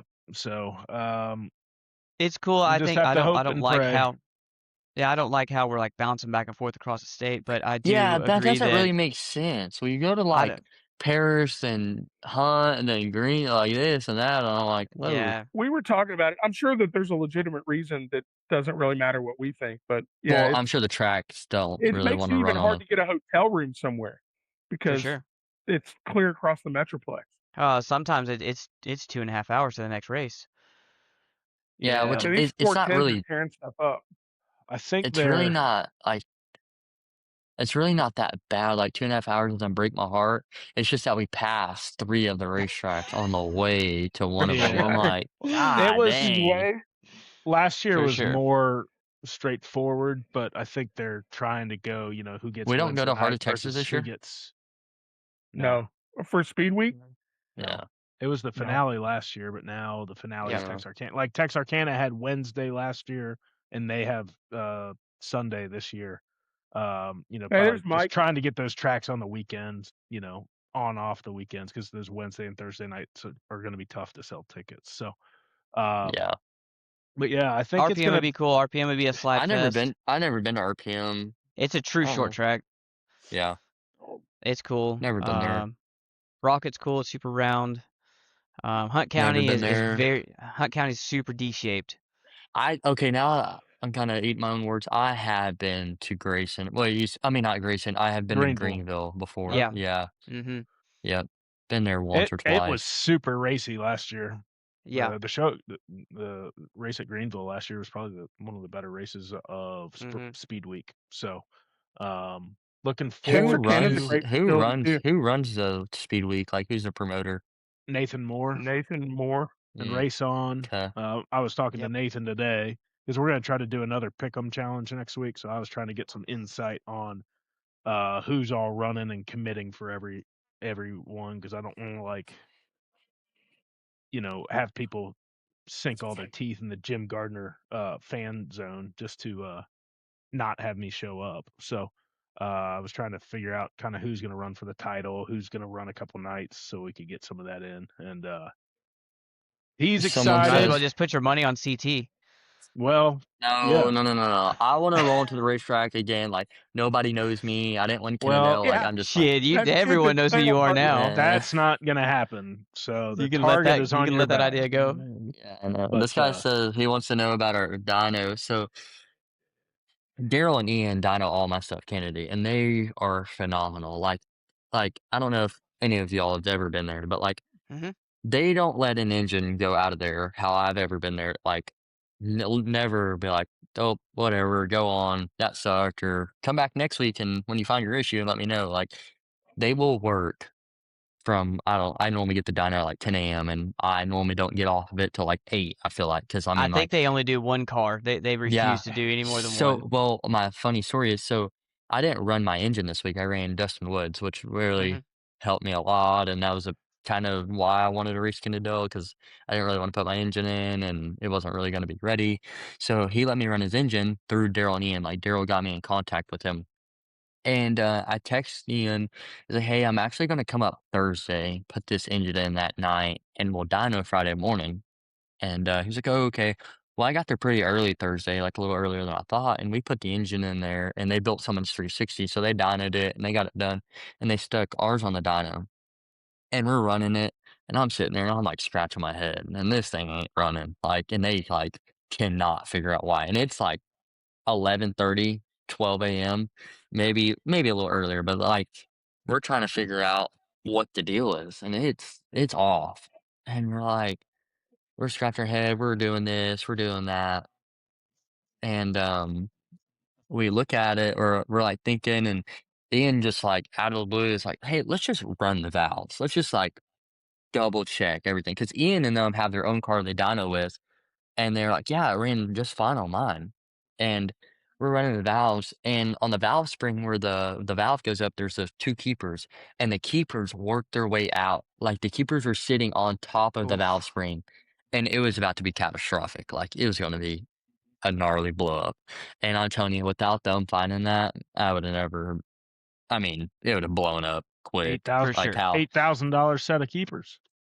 yeah, Yeah, yeah. No, right? it would have been a massive loss for, I Yeah. mean, me as one of the race and then the engine builder, and it did not look good. Which we got so it didn't blow up on the dyno, which I don't know how, because I'm telling you, the keepers were like sitting on top of the valve almost. Like it Woo! was gonna be bad. It was it was scary. Yikes. I did. I kind of felt That bad. was an Well, $8,000 fine for sure. yeah, Yeah. and then we pulled it off the dyno and we did all that, and it's like I don't know, it's probably 1:30 in the morning. And I'm like, y'all can go to bed. Like, I'm not, y'all, it's okay.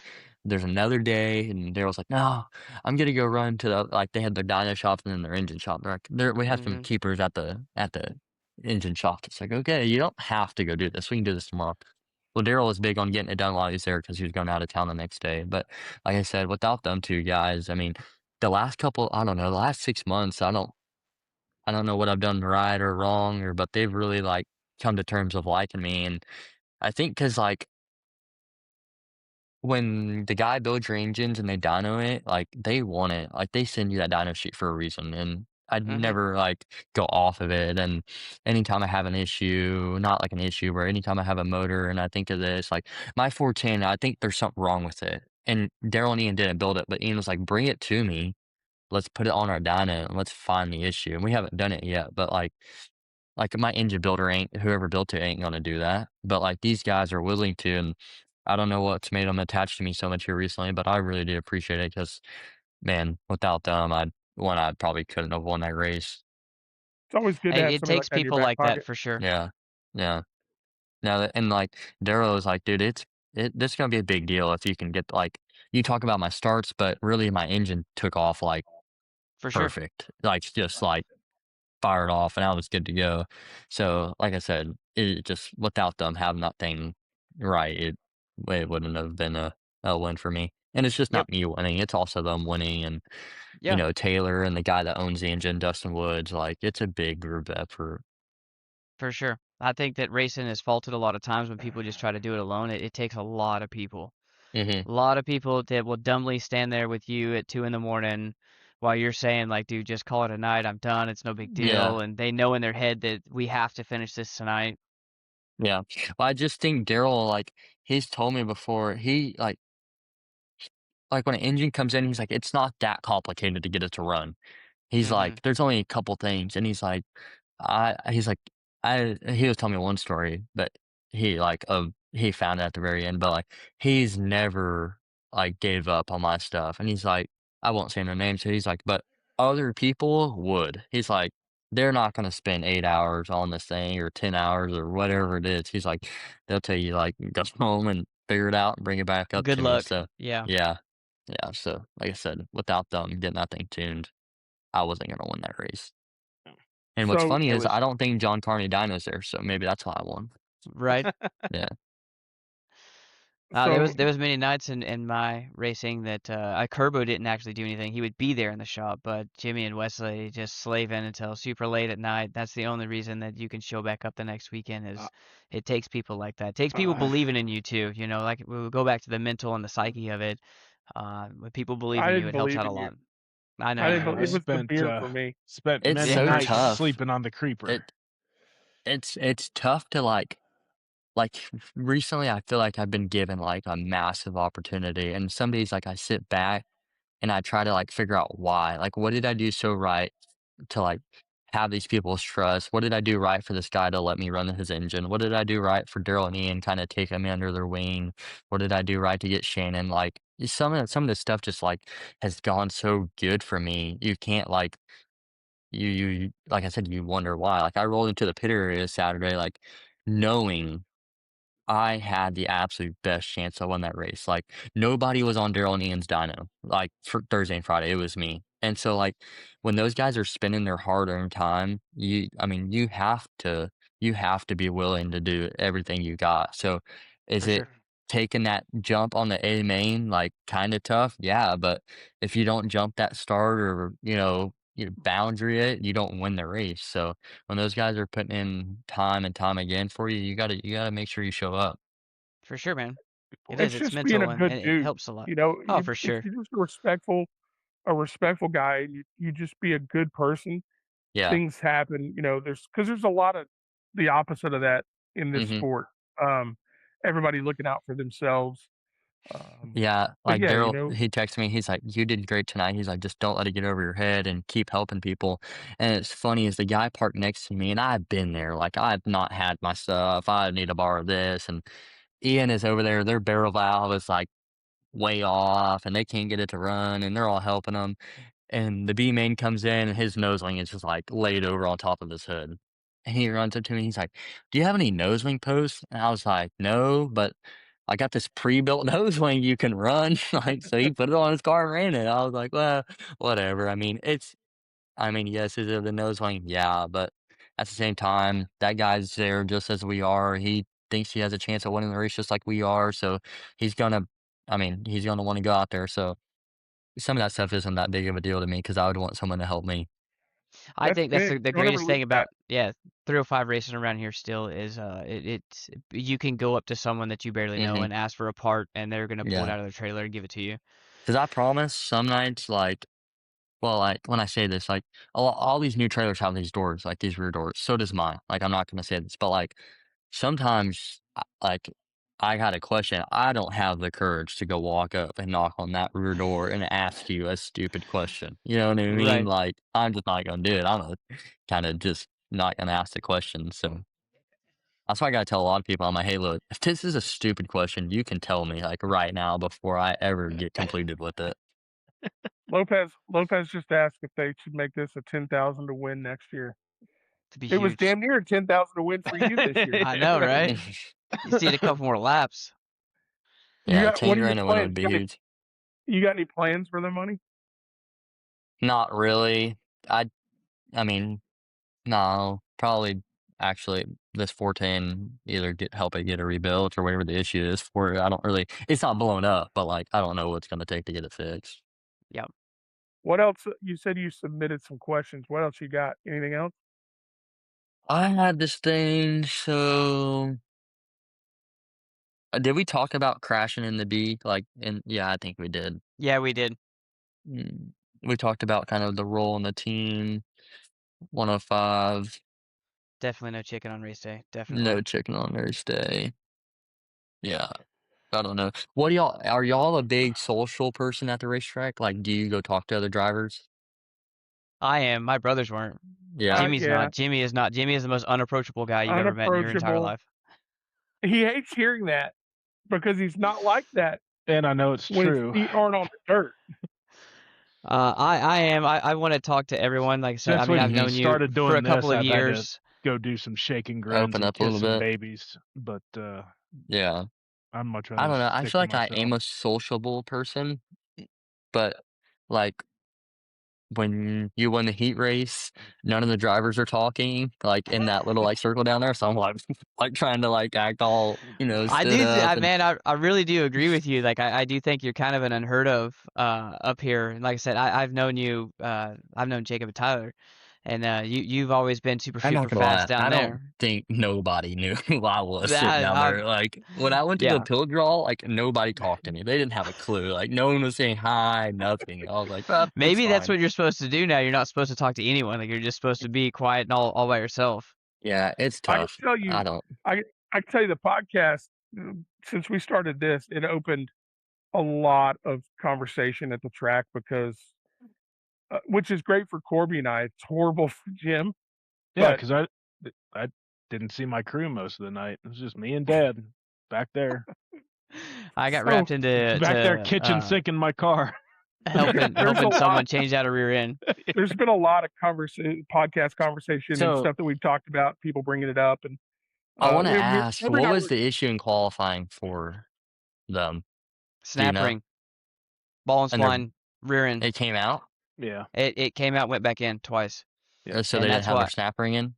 the snap ring, it came off. They ran it the weekend before in Lawton, the same rear end, and Kennedale is super tough whenever you drop in from 1 and 3. There's a lot of people that won't run those anymore, and they want the helper spring at the front of your yoke. Mm-hmm. And that's why I was just walking by, and Justin Fifield was standing there, and I said, "Dude, it's a drive shaft." And he was like, "No," like then they were pulling the gears out and all this stuff, and it's a million degrees, and I'm like, "Dude, I'm telling you, it's a drive shaft. I'm telling you right now." And so sure enough, like we pulled so then next thing I know, I had wrenches in my hand. We pulled the torque tube forward, and I was like, "There it is. Told you, man. It was just sitting Change it there. all." The snap ring had just like turned sideways, and so it would So come out what and then happened go in the back heat in. race, or what happened in their B main or their heat race? We're gonna get him in Hey, trouble. We didn't have time to get the shifter cable on, so it popped out Tight. of gear. Yeah. See, that's what I thought was happening qualifying. I was like, if he would just hold it in gear for a lap, maybe. But Right. I don't. Maybe he did. Maybe he didn't. It's kind of That's like I tough. said. I've heard that before. I've actually I was right behind Chad Wilson one night when it did the exact same thing, where it would rev up and then go back down. So like the drive shaft's coming out and Did going it back in. destroy the drive shaft? It didn't destroy it, man. Like it was crazy. Like it was galled up on the end, but you could have put it back in. Like if that was the only drive shaft you had to run the night, you could Mm-hmm. have put it back in there. It's It was crazy. Like it. when you don't park next to someone, you don't realize like what they go through in a night. Oh, for I sure. went down That's pretty there. wild. They were about 4 trailers down from me, and we went down there and talked to Coy and Justin and their team, because those boys worked their asses off for that kid Mm-hmm. on Saturday night. They were thrashing. No help from me. Yeah, no help. I mean, Corby was over there supervising, and I took Corby a bottle of water and he just shit on it. No, I told him like I'm huge on water. I drink probably too much water a day. And I told Kirby, I was like, dude, like I'm parched, man. Like I gotta have a water. And he's like, all right, I got you. And he walks off and he comes back with a half drink water bottle. I said, what the happened to the rest of it? Then I Braxton went was and got me a cold thirsty. water, but Our water was limited, so you were too focused on after the race drinks, After. not no. We stopped at the same TG on the way to the track. Yeah. Two bags of ice, an 18-pack of Coors Light, a couple Well, of Pedialytes, and zero water. Yeah, Fifield had grabbed me or something. He goes, "Hey, you gonna come get a Braxton shirt?" And because I guess I keep saying his last name wrong on the podcast, and so I was like, I should buy his T-shirt. And Fifield wouldn't let it go. He's like, "Oh yeah, come on down anytime." And the only time I had downtime, they had the whole rear end out of the damn thing, so then I had to get one after the race. But That's pretty wild. we got That's it done, not man. There was a lot of people over there, but yeah, like I said, I knew it. And it's the same concept. It could be a million different things of why it's doing that. Like you said, it's just popping itself out of gear with the Mm-hmm. shifter. Um, and it takes a I good can't believe it guess. went back into when you go down the straightaway, it'd go back in. Yeah, it would just like you said, pop out on entry of the corner, and then it would jump itself back in. yeah, I was God, that working poor on. thing got raw checked like 3 times in a row. I thought he was gonna stuff the It's like, car in the fence oh too. my.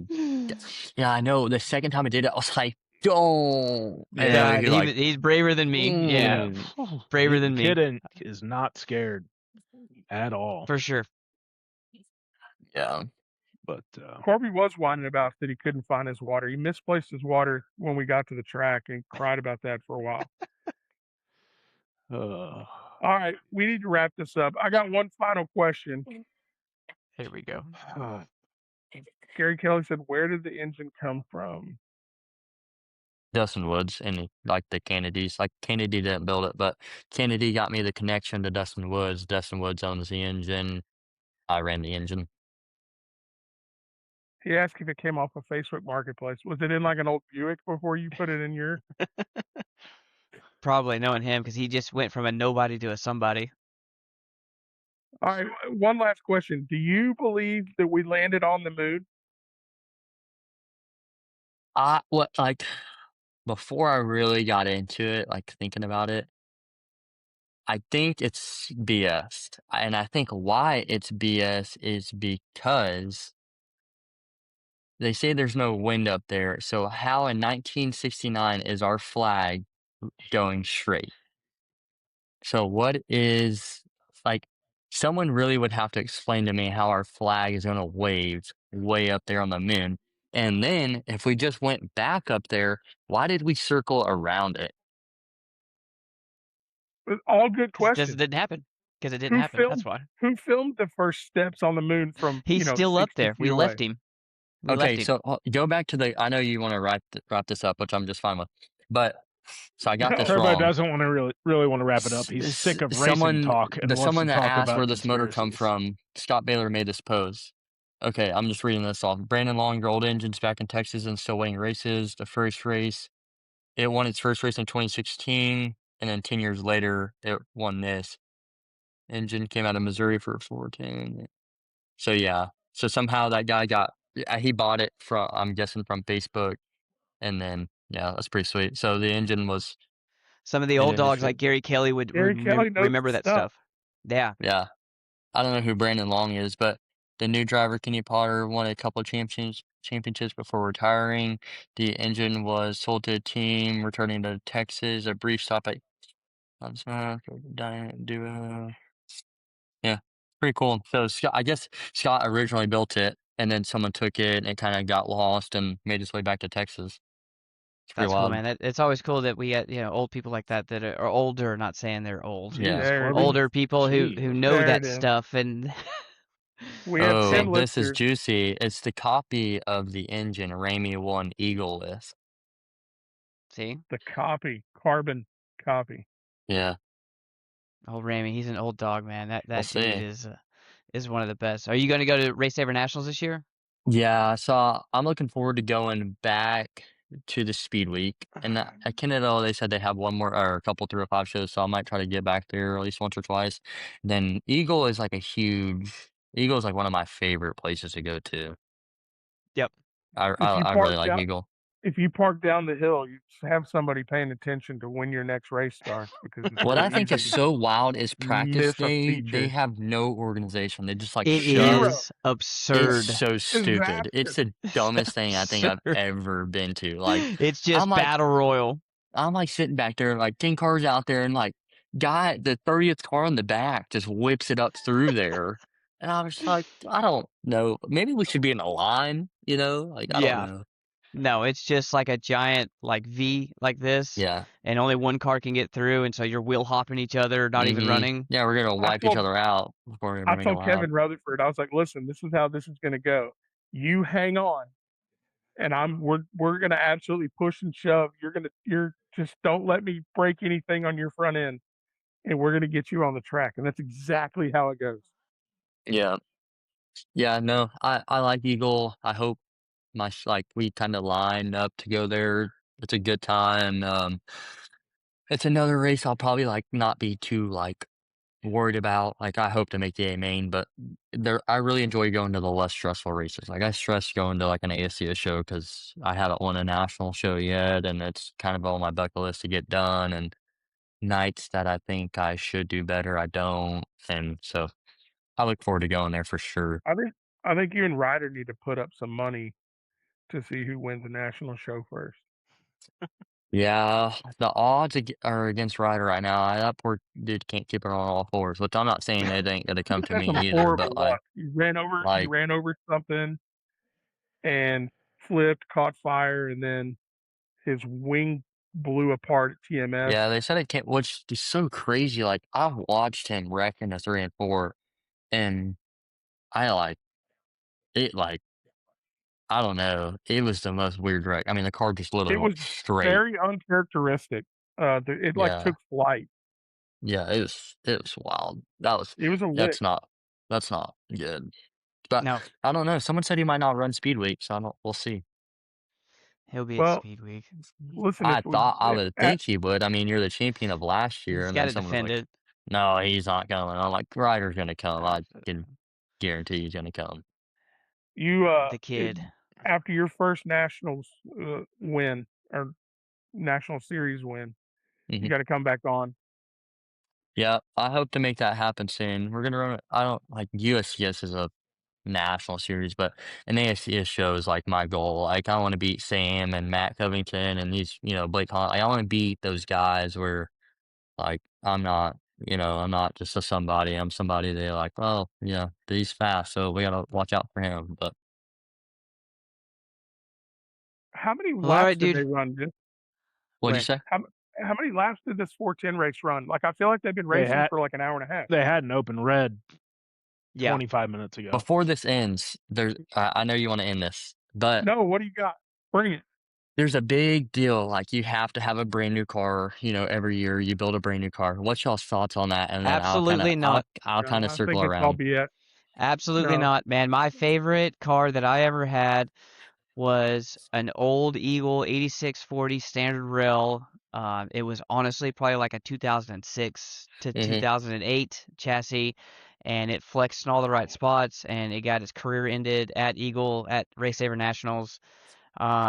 No, I believe that you can take a lot people get too consumed with it has to be a Maxim, it has to be an 8740 hmm hmm raised rail, and then you have to, like you're saying, like build a brand new one every year. Well, these guys who are building brand new ones every year are also cutting the X out of the radiator mounts, and they're Yeah. they're doing all this goofy stuff. I don't believe in that. I believe that you can take just about any car and make it work to hmm what you want, as long as, like we talked about it, if you can come in the pit area and tell me what the car is doing that you didn't like in this spot, but you liked it over here, you can make adjustments to that. hmm Um, I was real big on, this is where I unloaded. This was my baseline, and this is where I started from Cleveland to Grayson to Hunt County, TMS, Eagle, no matter where I went, because I liked what the car felt like here. hmm You'll never, if you're running 410 stuff and you're twisting them that hard, you probably have more of an argument. hmm The 305 stuff that's crazy talk to build something brand new every year. Yeah.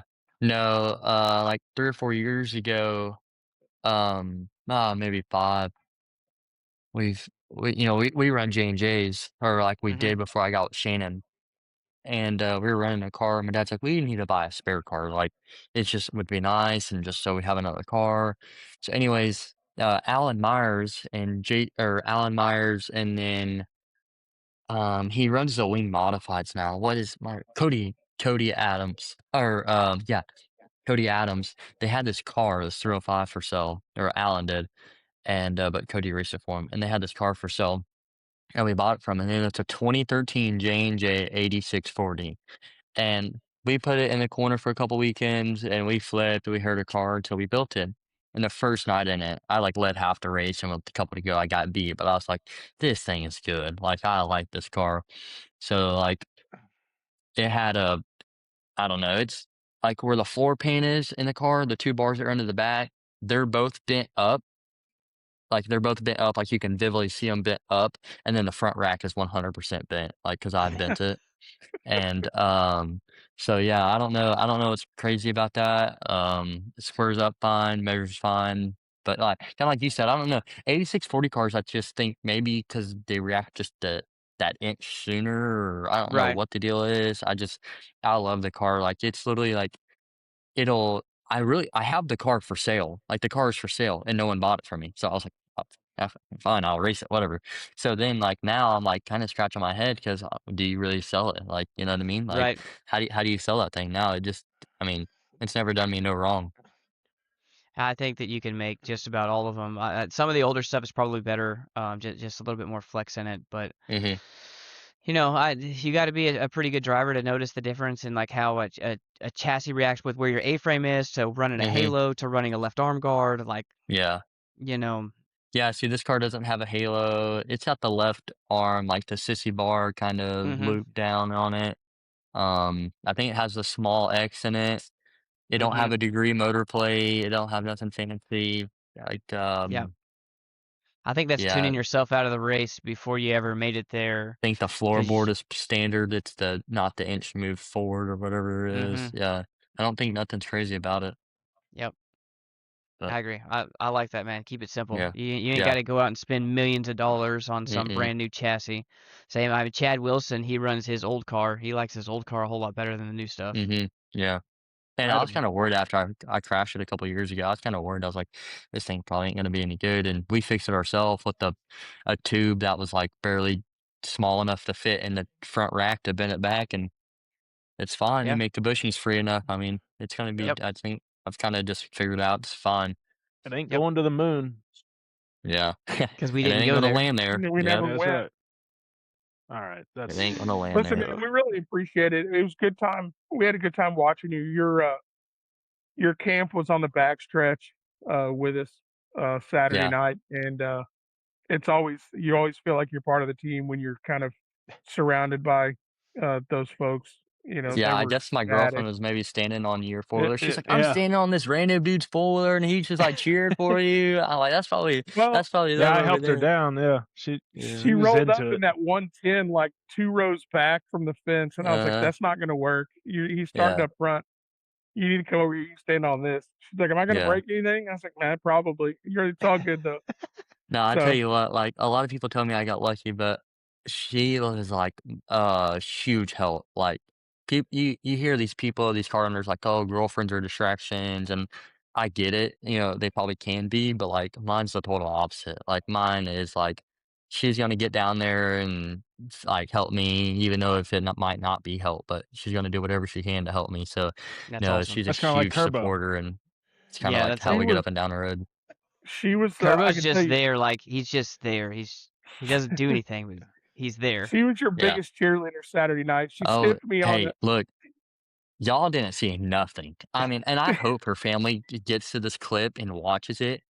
They at Cleveland, like where the skills are, you go up the left and you go like straight up, like the stands. Hmm. The whole top section is theirs. And when I say theirs, it's like 20 people. And I'm telling you, some nights I can hear them screaming. I'm like, That's so guys, rad. it's like it's the most redneck as it gets at our local racetrack. Some nights over there, just like the straight cheering, and she doesn't let it. She don't get bashful about it around other people. I'm like, hey, you're like around other crew members here. You ain't got to Right? nah. scream in their ear. Well, they'll watch it. We'll make it a highlight and post Yeah, it. But yeah, she was by far your biggest cheerleader. She stiffed me on yeah, a high five because she was so excited to get yeah, to get down and get around. So I was yeah. cool with it. Yeah. But No, it was big a good support. time, man. How We really appreciate you coming on. how can people follow you and follow your season, buy shirts, all that good stuff? How do they stay in touch with your racing? So I'm the most active on Facebook. It's just Christopher Townsend Motorsports, and I try to do the video stuff. I think it's really important to do these videos, and it kind of keeps the fans really in track. Like, not like if you go back and watch this video, I did this oil thing and I spilled oil all over my shop with these meta glasses on. It was kind of cool. It like worked so perfect, but it shows them a different side of the sport. Like the average fan just walks behind your trailer and sees you working, and you sign their shirt or whatever, but they don't get to see like deep down. So I try to show some of that, and I try not to get too far away from that because I think it's really important. And then I do have shirts that they're actually, I think I'm trying to go pick them up at the speed week, but it's of my red car. But yeah, they can still show support there. And yeah, Facebook's my number one. All right. We Nice. appreciate you coming on, man. Congrats on the I win appreciate it. Thank you. for All kicking right, buddy. We'll mine see and ya. set 47 other asses Yeah. on Saturday. And we'll see you in a week and a half or so for Speed Week. Yep. See y'all soon. Thank you for listening to the Talk to Pushing you the later. Cushion podcast. I'm sorry that it was a complete waste of your time. Maybe Corby and Slim will actually learn how to make an interesting going. podcast before the next one. Who am I kidding? I don't get paid enough for this. We'll see you next time.